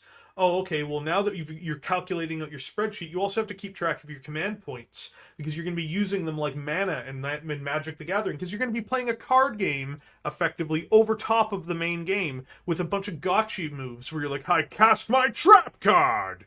Or it's like, I tap 3 and cast Bolt of Bullshit. That's basically what they've turned the game into. I love the models. I love the lore. I build and paint models like nobody's business, but I am deeply uninterested in the game. I played Warhammer 40,000 basically from 2nd edition through to 8th edition.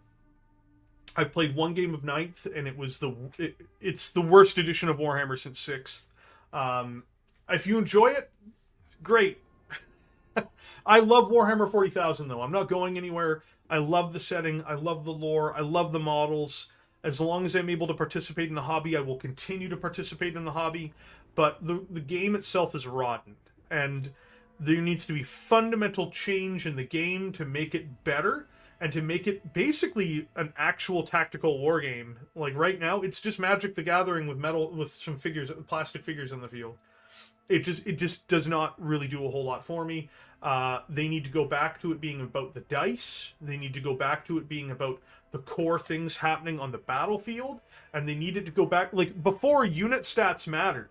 Like, the stats on your unit were the main thing that were really important.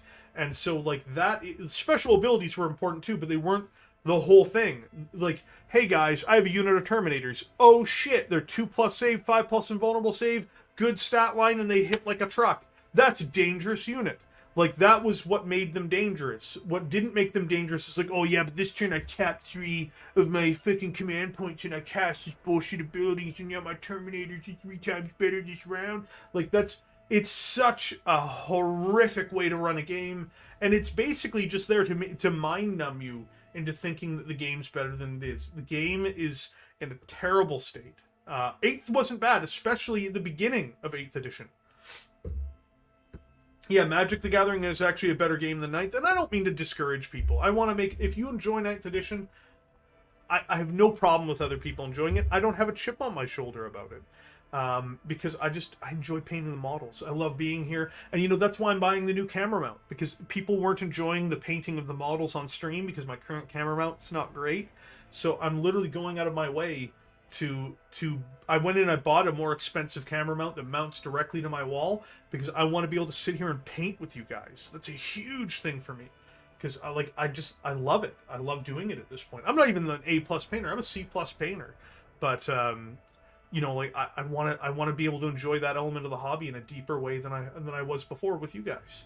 So like every time I would jump onto a hobby stream before, is a guaranteed 3/4 of the audience would leave. They're like, "We're done here, Bear. No, don't leave me. Please don't leave." It's like, "We're done, Bear. We're done. We're not coming back."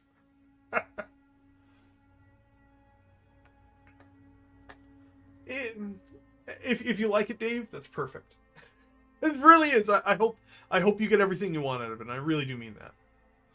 I think GW are realizing their mistakes of 9th. I don't think that they are. I think 10th will be an evolution of 9th. Time for me. Good evening, sir, and chat. Have a great night, Kermit. As always, thank you for being here in my Polish Gaza. But, it's...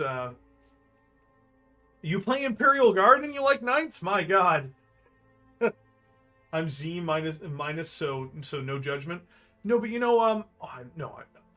I also want to point out that I call myself a C+ painter, even when I sometimes produce a B+ job or A- work or whatever, because I don't want to think of myself, in the context of I'm a great painter or anything like that. It's a constant learning experience. You'll learn more, you'll become better at certain things, and you'll realize what you consider important about painting the models as you paint more of them and as you get better at it. You really will. Like right now, I don't do as much edge highlighting as I used to. I do gradial highlights, I downshade a lot more, and I'm a lot happier with my miniatures doing that. So, it's different ways to get where you want to go with any of this stuff. Lots of Lehman Russes. Well, I hope you enjoy them, Dave. Can't say that I do, but I hope you love them. But yeah, that's just what it boils down to. It's if you're enjoying the game, don't let a fat bastard like me ruin anything for you, man. Like I'm just here to talk to you guys. We go over different subjects. And if you guys enjoy being here, that's perfect. And, if you don't enjoy being here, well, this week we've learned what happens. Yeah, on a winning streak. Gutted they stopped having my multi-regiments. I'm not. I think that was the right call. They don't make a lot of right calls, but that was the right call. I'm very much against soup. I'm not really a big fan of them soup. Soup. I think you should largely have to build an army of one type. Not counting apocalypse games or things like that. I mean, like, for regular 40k. It took an hour and a half just to build 5 models. What 5 models did you build, Ghost of Caliban? It can take a while to build some models, so that's not any shame. It just depends on what they were.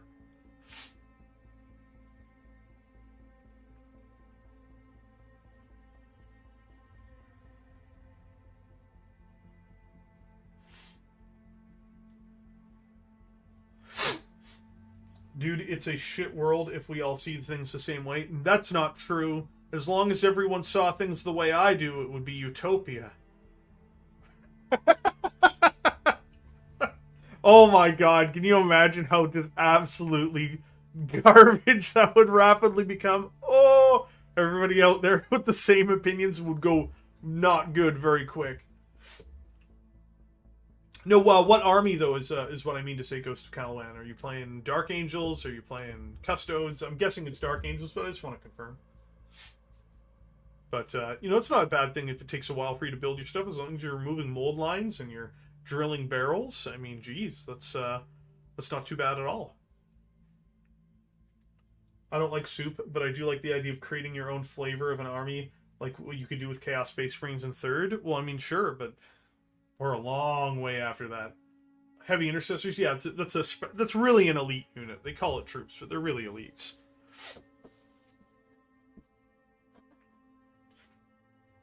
Yeah, Dark Angels, yeah.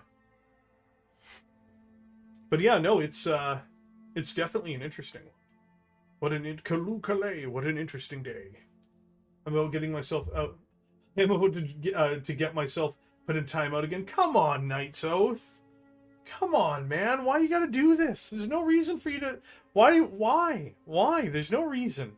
Like, you're free to share opinions that aren't going to be political opinions. So if you're going to go out there and basically rant to me about like what's happening in Eastern Europe, or that you don't like certain political figures in the United States or Canada or whatever, that's the only thing you don't have to do. Like, you can have a hot take on like Dark Angels, or a hot take on Blood Angels, or a hot take on the Minotaurs or whatever. I'm not going to get you in trouble for that. The only thing you're going to get in trouble for if you're just like going to be like, you know what I hate? Enter and or Republican here. It's like, no, don't do it. Don't do it.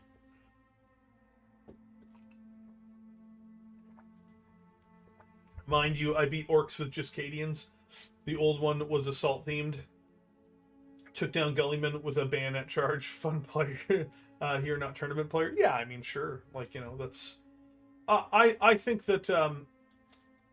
I think increasingly how they've designed the game, though, they're forcing everybody into a more of a tournament mindset. So that's another reason why I want to see major changes in the game. I think the tournament players hinder the game. Here's the thing: the tournament players always made up their own stuff anyway. ITC and all that shit, they took care of themselves. Games Workshop shouldn't be focusing on them. They should be focusing on two things: narrative play and balance. Not tournament balance. Balance between the armies. And you know the best way to get balance between the armies? Limit the special rules. Limit the stratagems. Reduce these things and make it more about the units and how the characters and units interact with one another on the tabletop.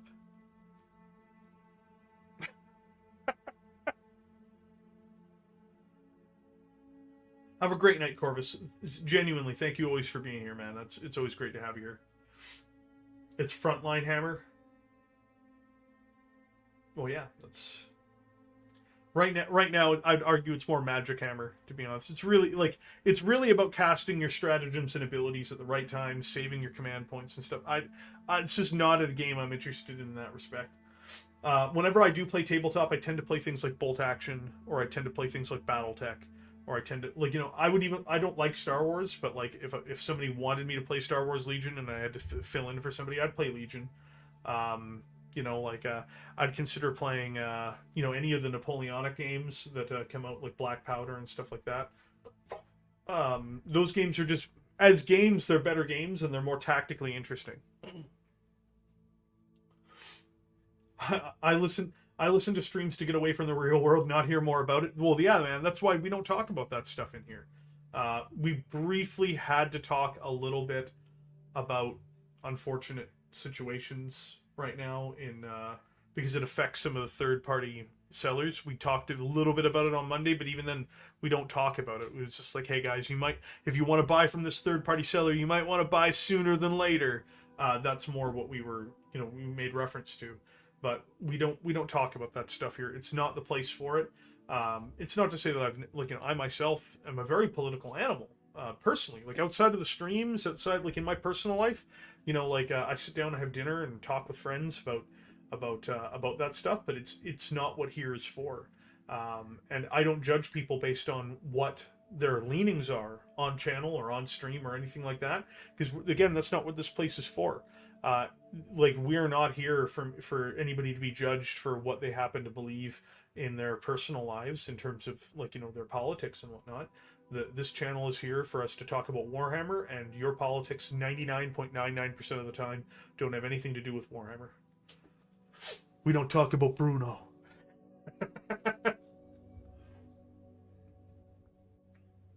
They just pushed that rule to stop broken armies from dominating because GW is lazy. Well, GW doesn't have enough rules writers. GW only has 4 guys. FYI, for 40k, they got 4 guys. Those are the 4 rule writers for there. And I think some of them also do double duty with Age of Sigmar. Like, there's not that many people involved with this. Those teams should be bigger. They should have 8 people working on 40k. Easily. 8 rules writers working on 40k. They've got 4. As far as I know, they've got 4. They're going to be supply disruptions if they come from parts of Europe. Yup.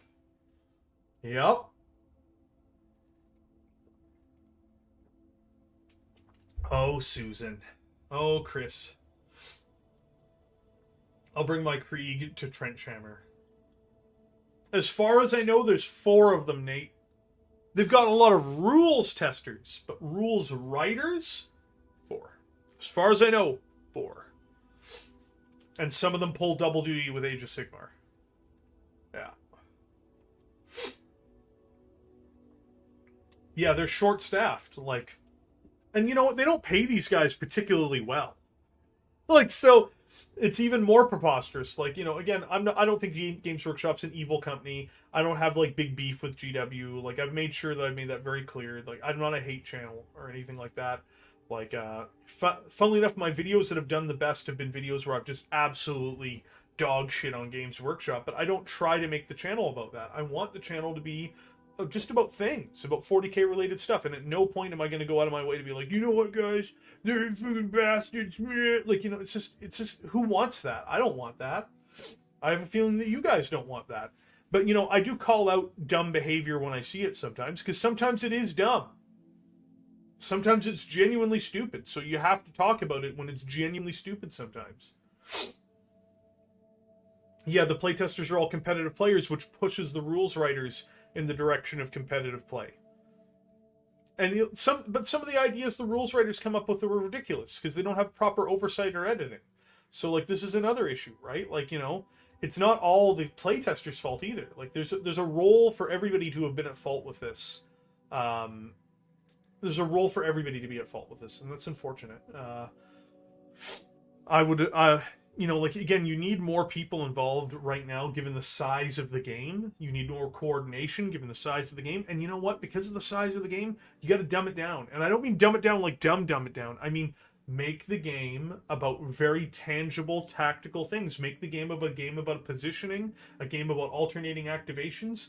Like, if anybody here has played Bolt Action, you can't tell me Bolt Action's not a better game than 40k, and it's got almost as many armies in it, and it feels diverse between those armies. So you can't tell me that. Like, there's no way you can't tell me that. Well, I mean, you can, but I personally would disagree with you.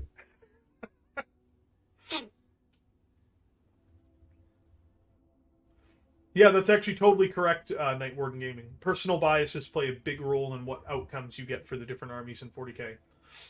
They seem so poorly run, no book released without spelling mistakes or bad grammar. Invest in some damn money in QA. Well, remember, like, when there's spelling mistakes and stuff, it's because they don't have proper editors. The editors are the writers. So the writers write the book, they get another guy writing another book to edit their book. It's you know, like, it's a poor system. No, it's the system they've run with for how many years? So of course they don't want to change it. Companies don't change unless something's broken, and they only recognize something's broken when they don't make money.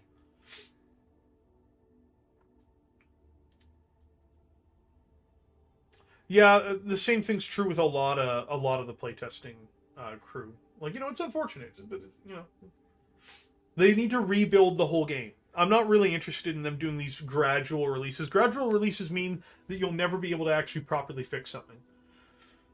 They've got to do another refresh like they did with 8th edition.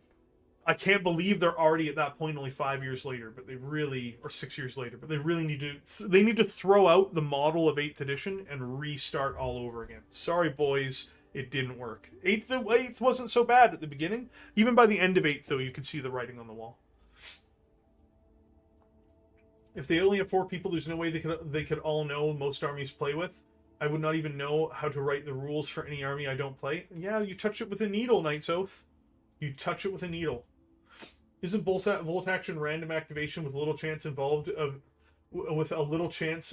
in your unit activating? I don't understand what you mean by that, J-Train. So basically, if I play as, let's say, the German Wehrmacht, and I decide to build an elite army, I'm going to say I have 7 units on the field, I get 7 activation dice.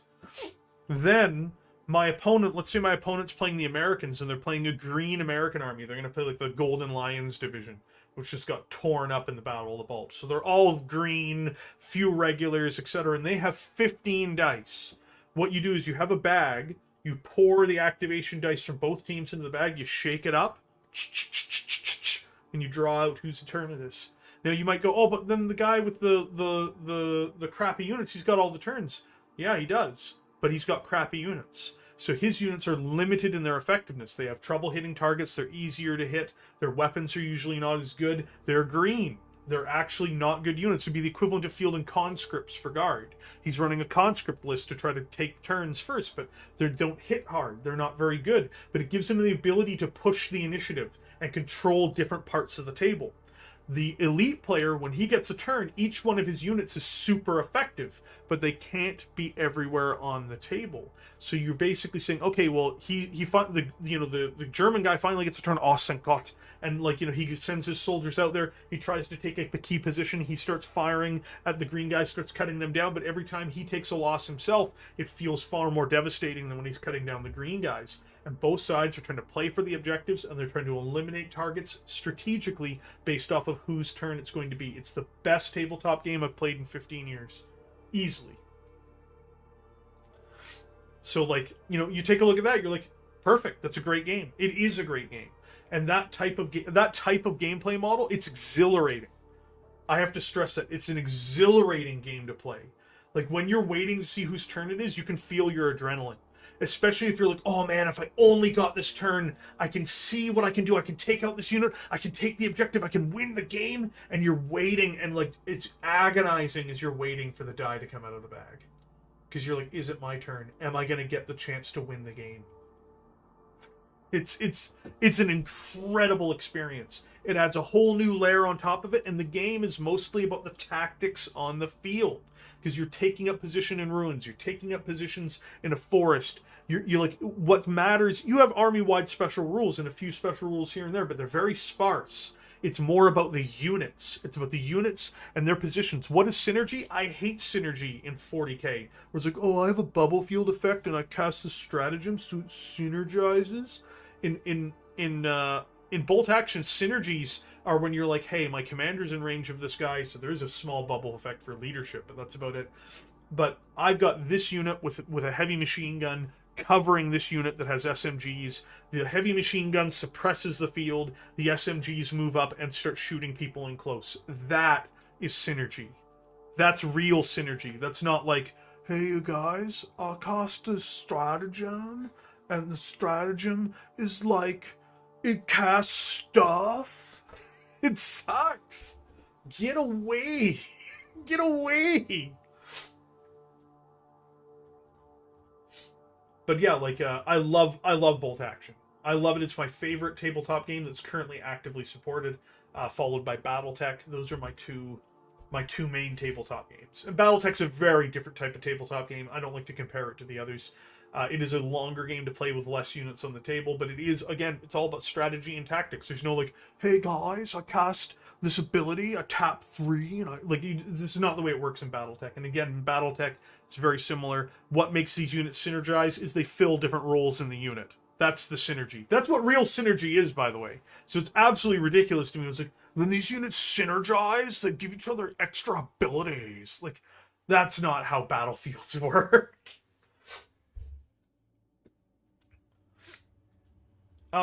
I think you would need to fundamentally restructure the game Night Warden Gaming. I think it could work, but you'd need to do a major overhaul because you'd have to change all the points, because the points would have different value to them at that point. You couldn't just take the current points. You'd have to remove certain phases from the game, like the psychic phase would have to go. You'd have to figure out how the assault phase works, because in bolt action, the assault phase can actually deprive your opponent of a die out of their bag. It would need a full rewrite, but 40k needs a full rewrite. But I will say this, anybody who does get the opportunity to play bolt action, and this is not me saying quit 40k for bolt action or something ridiculous like that, but if you play a game like bolt action, you will see the potential, because bolt action is built on a modified version of 40k's 3rd edition engine. It's not the same, but there's a lot of similar genetic material there. So it's built on the 40k skirmish style system. It's actually written by a former Games Workshop employee who was one of their main rules writers, whose name was Alessio. They also had a guy before that. They also have Andy Chambers working for the company, but I don't think he works on bolt action. And you can see how there's enough similarities there that if you rewrote 40k sufficiently, you could make it work. And again, I think the big weakness of all of these games is making themselves dependent on all these BS special rules and gotcha rules and stuff. That's not a fun game. A real fun game to me is tactical depth, learning what your opponent is doing, trying to influence the battlefield. Alessio what's his name again? His last name?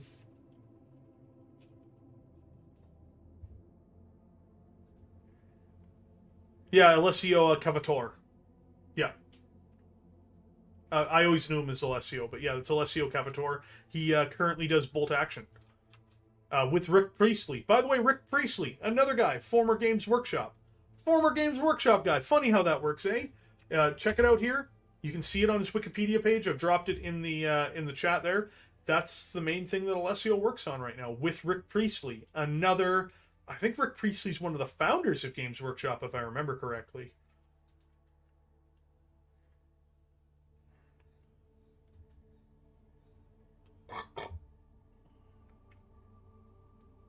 He designed miniatures. Yeah, the idea of Black Library evolved under the guidance of Priestley, Andy Jones, and Mark Gascon. Yeah, as well as the magazine Inferno. Priestley also designed a large-scale combat game, War Master. Rick left Games Workshop in 2009, complaining about that corporate culture had grown too focused on sales, no longer cared about innovation and game design.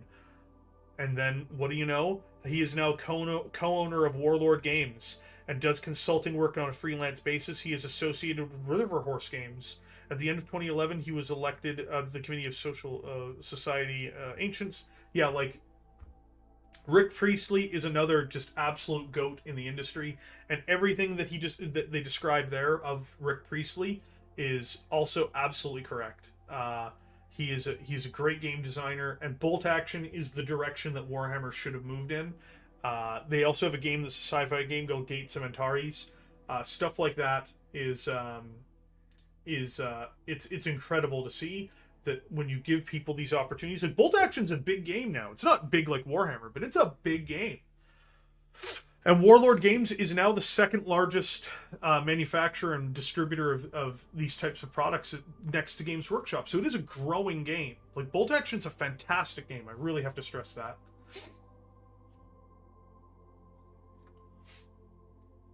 Oh, I mean, sure, you could play... yeah, you could do that if you'd like to, Stormlord Rising, but you'd need your opponent's permission first. Yep. So, I'm just saying, guys, it's a very good game. If you ever get the opportunity to play it, I know you'll love it. Let's put it that way. It's an absolutely fantastic game. And, don't get me wrong, I still don't mind Games Workshop. I just don't like the game. I love Necromunda. Necromunda's a great game. I want to play more Kill Team. I've not had time. I've been doing too much with the channel to really do anything. But Kill Team, definitely an interesting game. Warcry is a good game, but I'm not big on AOS, so I don't play it. So there are good Games Workshop products out there that make good miniatures and have good product. Blood Bowl's another decent game, but most of the models from Warlord Games are plastic, but they're not to the same quality as Games Workshop stuff. Games Workshop makes the best quality plastic miniatures for tabletop wargaming. They just do. It's not that I want it to be that way, it's just the truth. They're not bad. They're not bad. I have a bunch of them. I have Ruski Army and Wehrmacht. I'm going to eventually build another army too, probably American. Love that GW in the 90s Advanced Hero Quest Epic. Yep. Absolutely. Like, you know, that's just the thing. Like, you know, like, all I say to you guys is that Games Workshop is not the end-all of games. You should always take an opportunity to learn and grow up and learn more about the hobby and things like that, and you will enjoy it. I promise. Most of their models are plastic, Miles. There's specialist units that are metal, but most of them are plastic. Like, if you build American infantry, all the American infantry are made of plastic, with the exception of specialist units. So, like, if you build a very niche, specific American unit that fought in the Pacific or whatever, like American Marines are metal. But, like, you know, if you build American infantry, if you build American Rangers, if you build American paratroopers, they're mostly plastic, with specialist units being in metal. So it's not that most of the range is in metal. Only specialist units are.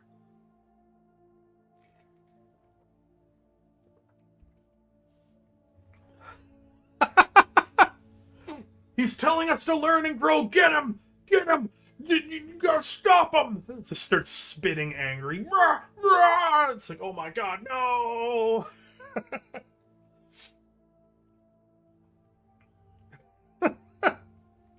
Oof.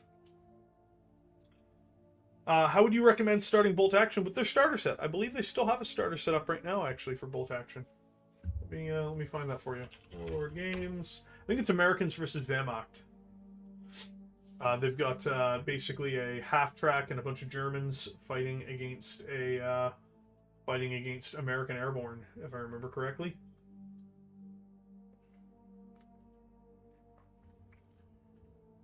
They also have great starter sets too. Like, they offer so much value. You'll be stunned by how much cheaper it is. That's how I have so many armies for it. Get started. Do they have the starter set? Oh yeah, Band of Brothers. This is the starter set. $125 US. Includes the core rulebook. Let's find it here. Let's find it in English, shall we? Oh yeah, so this is the English version of it. You're currently, you get 100. If you spend $165, they give you free shipping. But it includes the rulebook. It includes the activation dice you need.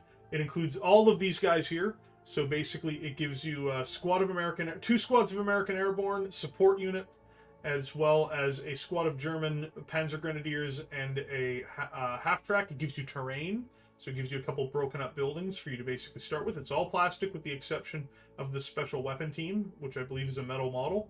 But yeah, that's it's 90% plastic. Includes their blast templates, so those are there. Includes all of the extra markers you need. It's a great little box, and again, it's $125. It's $125 US. It's mostly plastic, with the exception of one or two models, and effectively the number of models they give you for $125 is they give you 1, 2, 3, 4, 5, 6, 7, 8, 9, 10, 11, 12, 13, 14, 15, 16, 17, 18, 19, 20, 21, 22, 23.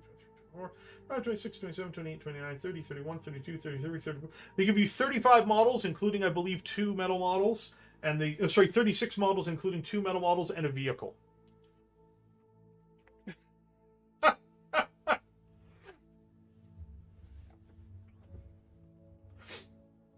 I've been looking for an alternate activation gameplay with my buddy who plays a lot of my armies and comes over. He just hates the 40 I go, you go, because it's awful.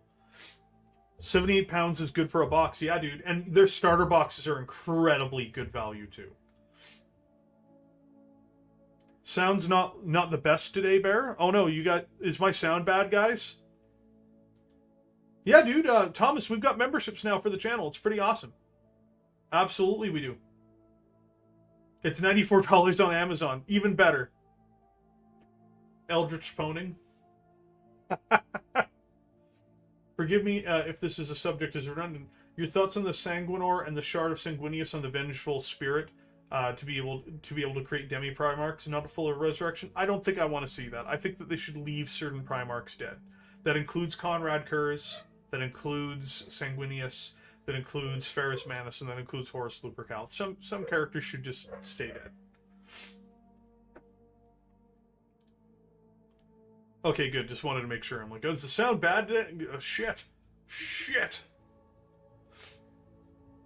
But yeah, like, you know, you take a look at that, and like, you know, they've also got other starter sets too. If you just want to play other armies, if we go over to, thank you very much, Thomas. If we take a look over here at, let's say, remember, there's early war, late war, and mid war. A lot of mid war and late war cross compatible. Some mid war. So I have the German Fallschirmjäger. Do you want to see how much they give you for the German Fallschirmjäger starter set? It doesn't give you the core rulebook, but my god. My god, do they give you a bunch of stuff. Look at this. Hold on. So the German Fallschirmjäger gives you about 50 or 60 dudes. It gives you a metal anti-tank gun. It gives you a metal support squad, which includes a rocket launcher and a flamethrower, as well as a mortar team and a sniper team. And it includes a half-track, and it includes a Sturmgeschütz plastic assault gun.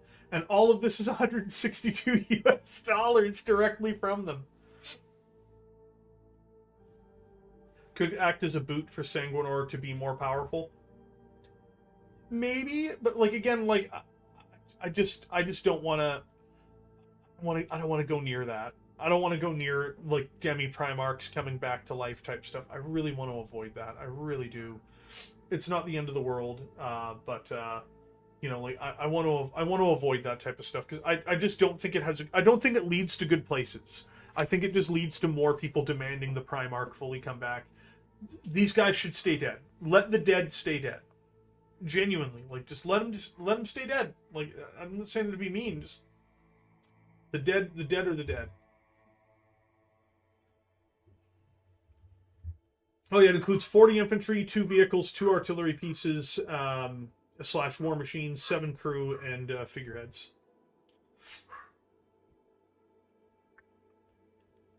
I know what you mean, Jaegerbomb, but I just think they should avoid it. Like, they can do whatever they want, but I think they should avoid it. I don't think it's... I think that Dante and the Sanguinor are good enough. Like, you know, we don't... Like, you know, the Black Templars have High Marshal Helbrecht. Helbrecht is a beast. Do you really need, like, Rogaldorn for the Black Templars? He's going to be Imperial Fist, but do you really need him for the Black Templars when you have, you know, High Marshal Helbrecht? Helbrecht is a monster. It doesn't mean he's as good as a Primarch, but do you need to have guys who are like that? I think Dante on his own is going to be just fine.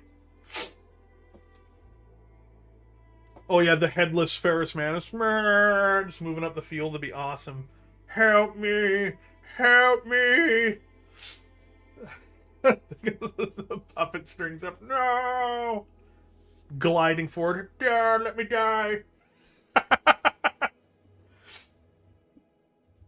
And they also have High Marshal Miles. But yeah, like, you know, you take a look at that and you're like, yeah, guys, like, if he dies, he dies. You know, like, just let the dead stay dead. You know, like, I know it's a controversial, like, again, I'm for character death in the right circumstances. I'm against reversing character deaths. Speaking of fists, we need a new Pedro. We need Pedro Cantor to be shot for treason. Who killed... Hold on, I want to point something out here. Who is responsible for the death of the most members of the Crimson Fists? Who could that be? Who gave the order to fire those missiles?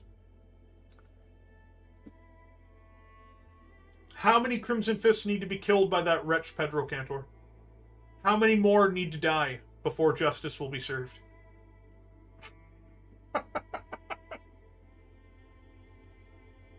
Captain Cortez isn't dead. Pay no attention to the tech priest behind. Pay no attention to the tech priest behind the curtain.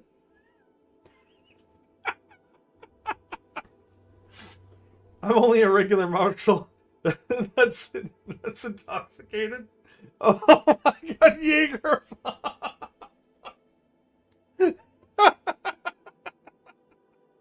How many more Crimson Fists need to die before Pedro Cantor's sick nature will be satisfied. I know a traitor when I see one. All Pedro Cantor wanted was a challenge, so he blew up his own fortress monastery and killed most of his marines so that he could have a real challenge. What a sick man. You may judge me, but I'm drunk right now. So was Cantor. He's like, fire the missiles. Captain Cortez is too stubborn to die. You are awful. That's like putting Dark Angels to the Inquisition for their numerous crimes against the Imperium. Yeah, actually, it is. Maybe they shouldn't commit crimes against the Imperium all the time.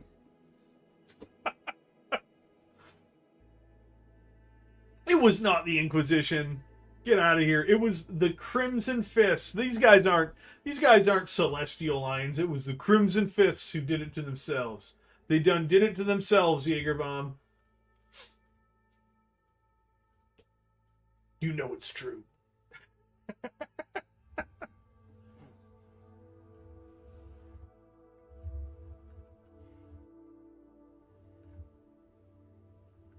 see here. Are they out of Russian starter sets right now? Oh. Maybe they are. Soviet, I don't know. Oh, they've got the Soviet army. Yeah, 162. The Red Army one is a huge value. You get so many models. And I'll show you guys here. You guys will get a kick out of this. The Red Army starter comes with 66 infantry, a T-34, an artillery piece, 3 crew, metal and a couple metal models, including a commander. It's hilarious. It's like, you can just hear the Soviet national anthem playing in the background. This is horde of Soviet troops moving in there. They're brutal. I love the Red Army's my favorite army in the game because it's just brutal. You just drown your opponent in Red Army submachine guns, basically. But sir, the silo doors haven't opened. Fire the missiles! Drunk kick up. No!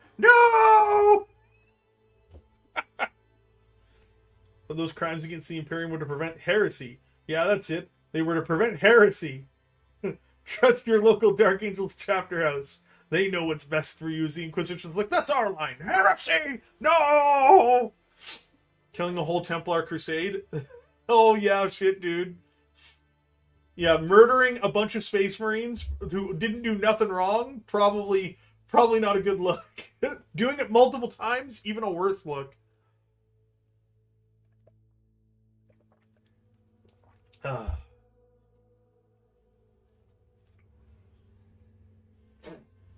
Cannon fodder. Oh yeah, dude. Here's the thing. You can field an elite Soviet army too, and they're terrifying as elites if you field them as an elite army.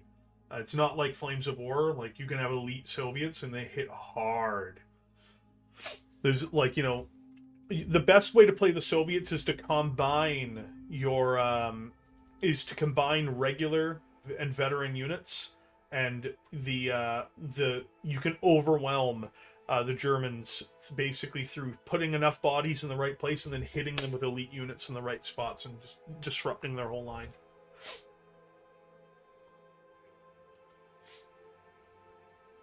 They were gonna do something wrong, probably. That's right.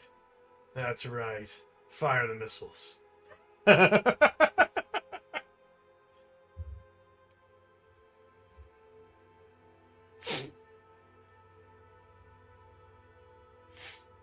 That's awesome.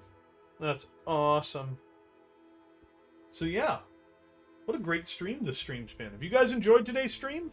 You guys had a good time? You guys enjoy the big red 40k stream today? I think it's been a pretty good stream. I think it's been a pretty good time. I think in general people are here, people are hanging out, people are doing the good guy things.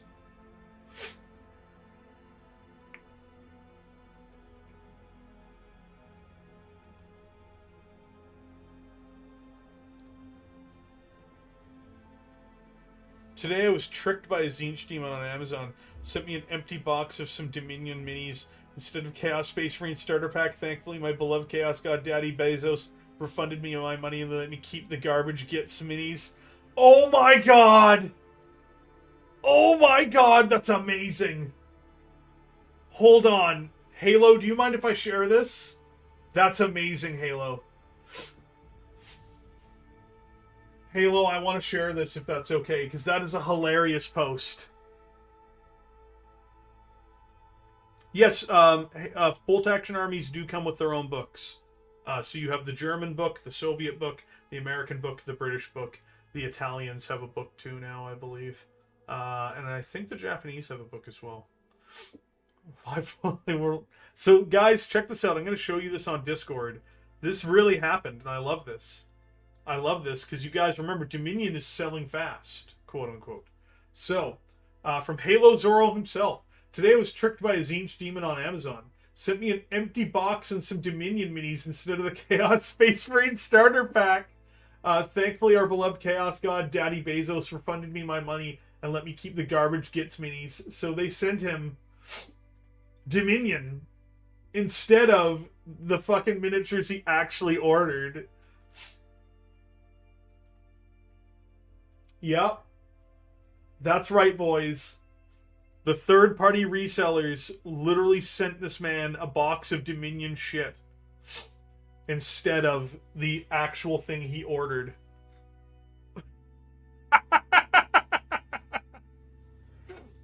Yeah, perfect. Perfect. That's the way it should work, my friends. That's the way it should work. That's always the way it should work. That is the power. That is the power of the internet. That is the advantage we all have, my friends. This is what it is to be empowered by Dominion. GW will track that as a Dominion sale. Thank God we moved one. They're all high-fiving each other. Fucking yeah, we fucking moved one, yeah! So guys, F in the chat for Age of Sigmar. I want you guys to drop an F in the chat. I know it's mean. It's mean, but I'm a mean man.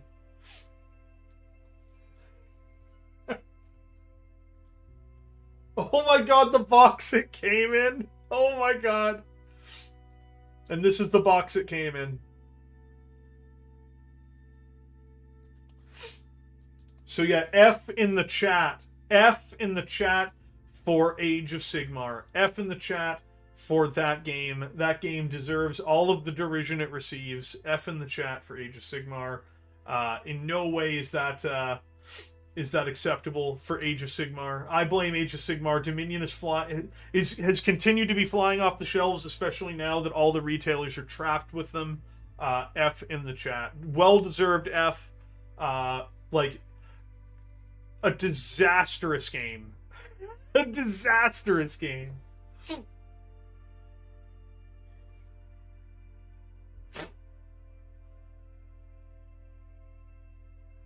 My man. Think Gravis will replace Terminators? No. I think Terminators are way too popular, and Gravis is actually not popular, Jaegerbomb. I think Games Workshop knows that. They're going to do Primaris Terminators at some point. Not right away, but I think by 2025, you'll have Primaris Terminators. Gravis have not taken off the way they wanted them to. You can see evidence of it. There's just not a lot of Gravis out there for people's hobbying projects. I think it's an ugly armor set, so I think it was a mistake. But, you know, it is what it is.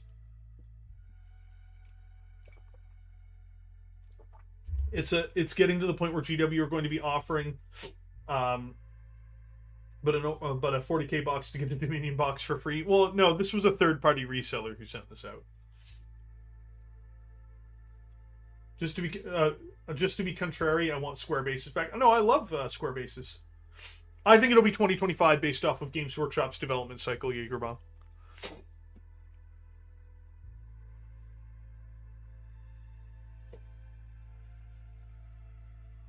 Yeah, Terminators should be bigger and a little bit modernized. That's all they should be. I agree with you, J-Train. Phobos is love. Phobos is love compared to Gravis. I genuinely dislike Gravis armor. Welcome, Besker. Welcome. Did you enjoy the video today, Besker? I saw you left a comment, but you left a comment like right away.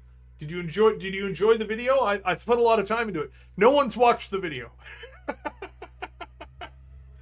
Just in general, people have not watched the video with any degree of it's actually my worst performing video ever, which is, you know, heartbreaking, but what do you do?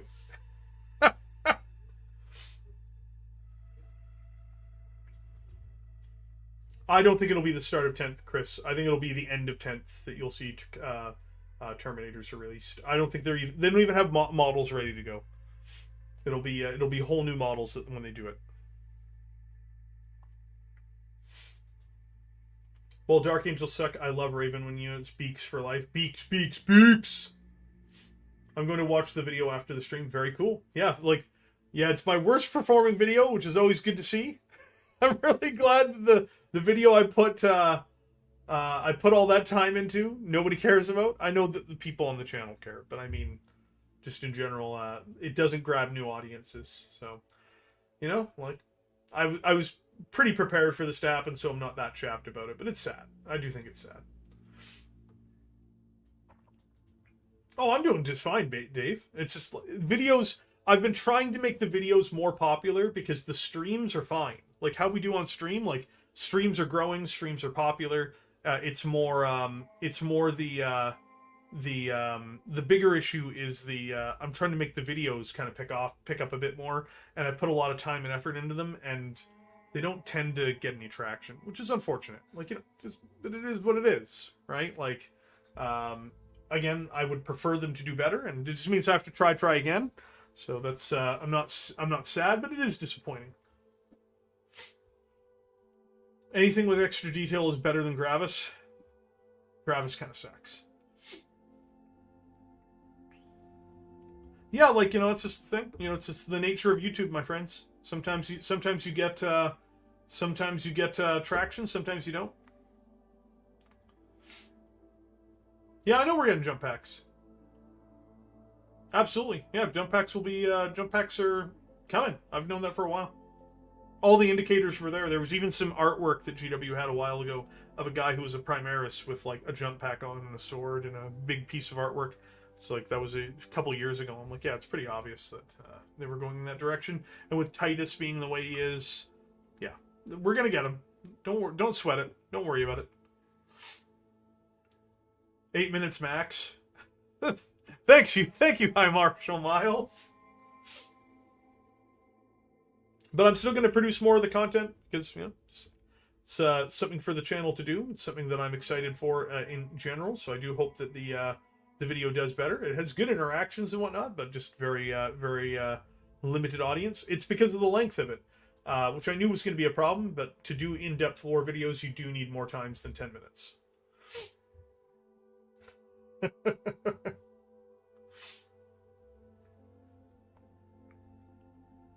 But yeah, what a Kalu Kalay, what a wonderful day.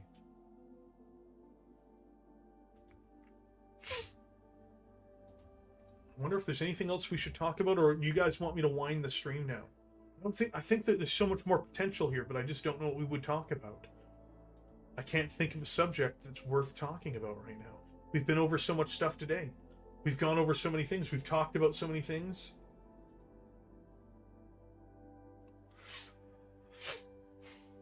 I don't think so, Night Oath. I think that you will get Jump Pack Primaris sooner than later. Bedtime, good night. I'll keep fighting the good fight with Bear. Thanks so very much. Have a good one. I'm off for the big Z's. Everybody's going to sleep now, so I think that is maybe an indicator that we should wind the stream down. I'm not going to sleep yet, but I can see all of you on here. Like, I require sleep. I'm dying. I'm like, yes, sleep. How good the Black Legion are? Well, I mean, that is an accurate sentence in the sense of we can talk about how shit they are, which is a form of, it's a measurement of good, which is the bottom side of it.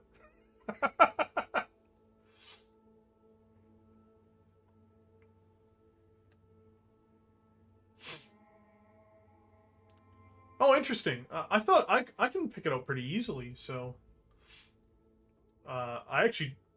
I thought the thumb was pretty good. I actually posted the thumb also for people to look at and see if they thought it was okay, and most people seem to think it was okay, so.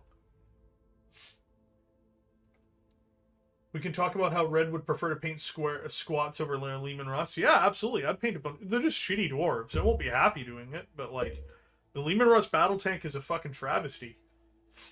I'm not gonna lie about that. You guys know how I feel about it. You guys know that I absolutely despise that vehicle. I'm willing to tolerate resin. I'm willing to tolerate resin vehicles rather than build and paint a Leman Russ battle tank. I will buy third-party vehicles rather than do that. You know I'm gonna. You know that. So like, why are you surprised? Oh, Ira, I have to go now. My planet needs me. Paint Cyberpunk squats. Oh God. It's 11:31 p.m. in the UK. Yeah, it's pretty early.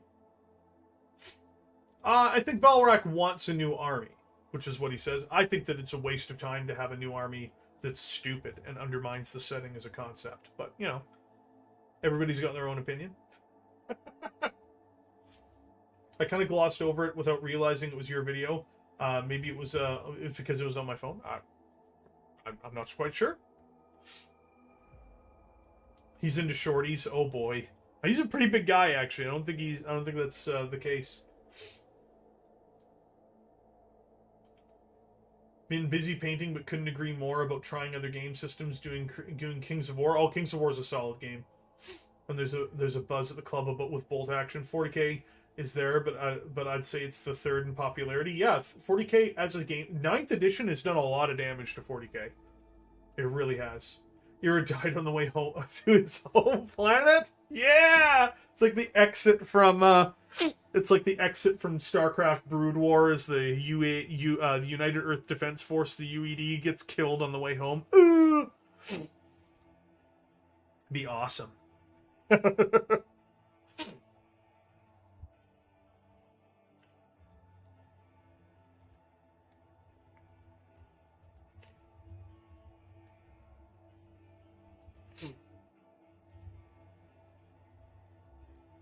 Painting and cursors? Oh, well, there's something for everyone, I guess.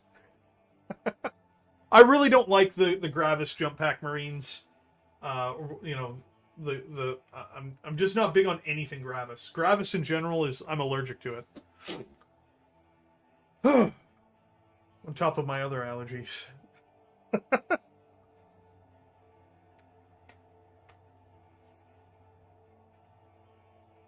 Ira died on the way to his home planet. My people need me. Brr. Rip Ira. Pray for his immortal soul. Wait, he's a soulless Necron. Pray for his soulless Necromundus. But yeah, like I would tell you genuinely, if you want to see what great tactical skirmish game looks like, Bolt Action's it. There's parts of it I don't like too. It's not a perfect game. No game is perfect, but it is a very good game.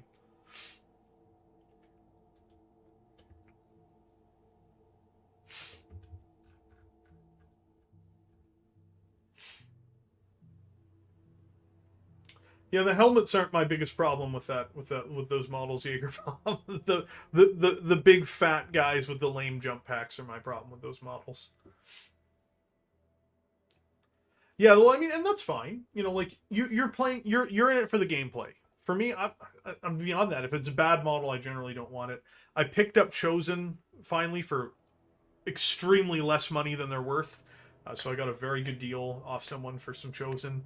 So I will be getting them, even though I don't think that they're stellar models, because I expect at some point when the channel starts growing again, that you guys will shoehorn me into doing the Night Lords as a...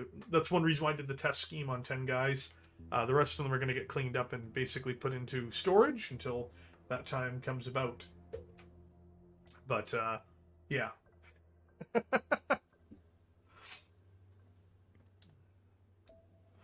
Those are Inceptors. Oh, okay. Which one are the Incursors again? They all sound the same.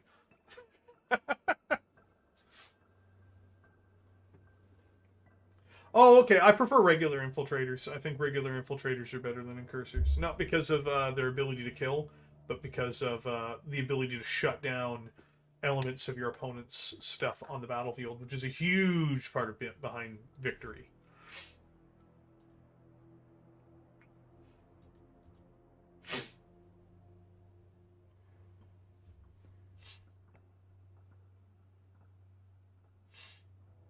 Humantic stuff is good, improving love with Halfling Night Stalkers. Oh, very cool. Yeah, no, I myself, like, in terms of alternate fantasy games, there's no real alternate fantasy game I'm into.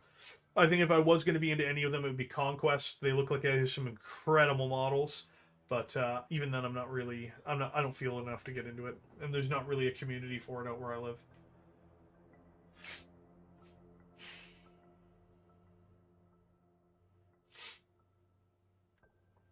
But I've heard good things about Kings of War. I actually got a free Kings of War rulebook that I read over as part of another purchase I did with, I forget which company it was, but I also bought a bunch of the Mantic Giants because I was going to do a Gargant's army for Age of Sigmar using Mantic Giants.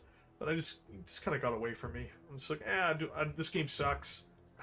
Does it matter that I built... Oh, because I only did it to actually prove a point, which is that I could literally build a whole Gargant army out of Mantic Giants, even with converting them, for less money than a single Games Workshop Giant. I did it to prove a point.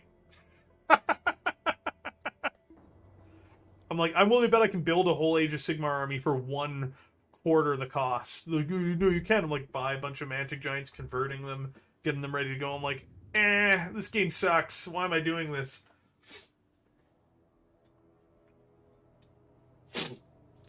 Well, I would wait to see what the new rules look like, Jaegerbomb, before I jump into 30k at this time.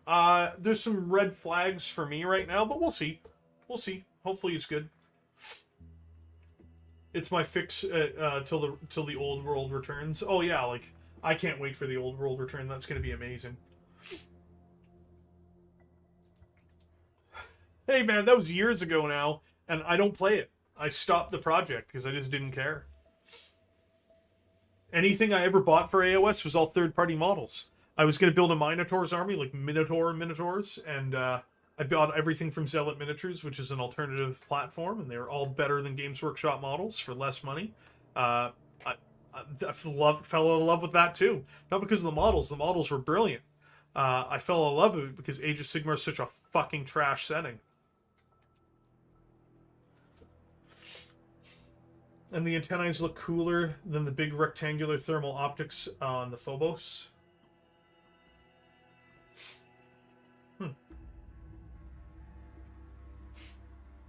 Well, boys, we've been at this for 2.5 hours.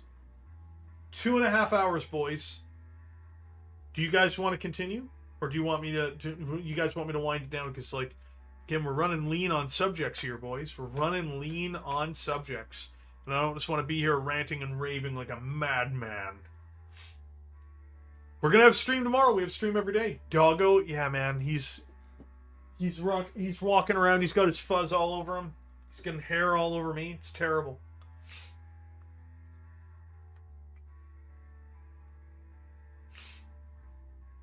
I'm probably going to do a game stream later tonight, too. Rule of cool, in my opinion. Yeah. But yeah, like I'm probably going to be doing a game stream later tonight. So that is part of the plan. But for the moment, I think we might have to wind down this stream. I think we're going to have to do it, boys. I think we're going to have to wind down the stream, and then I'll be back in a couple hours playing some games tonight. That's what I think is going to have to happen. I think there's no other choice. I think that you guys have cornered me into doing this. This is your fault. It's your fault. No, I'm kidding. But yeah, like, I'll see if there's any final words here from the chat, but I will have some, which is, of course, thank you, everybody, for supporting the channel. I do recommend checking out Blood on the Walls, which is... Oh, dude, I beat the Kislev campaign. I've also beat the generic demon campaign, and I really don't want to play a lot of the other campaigns yet.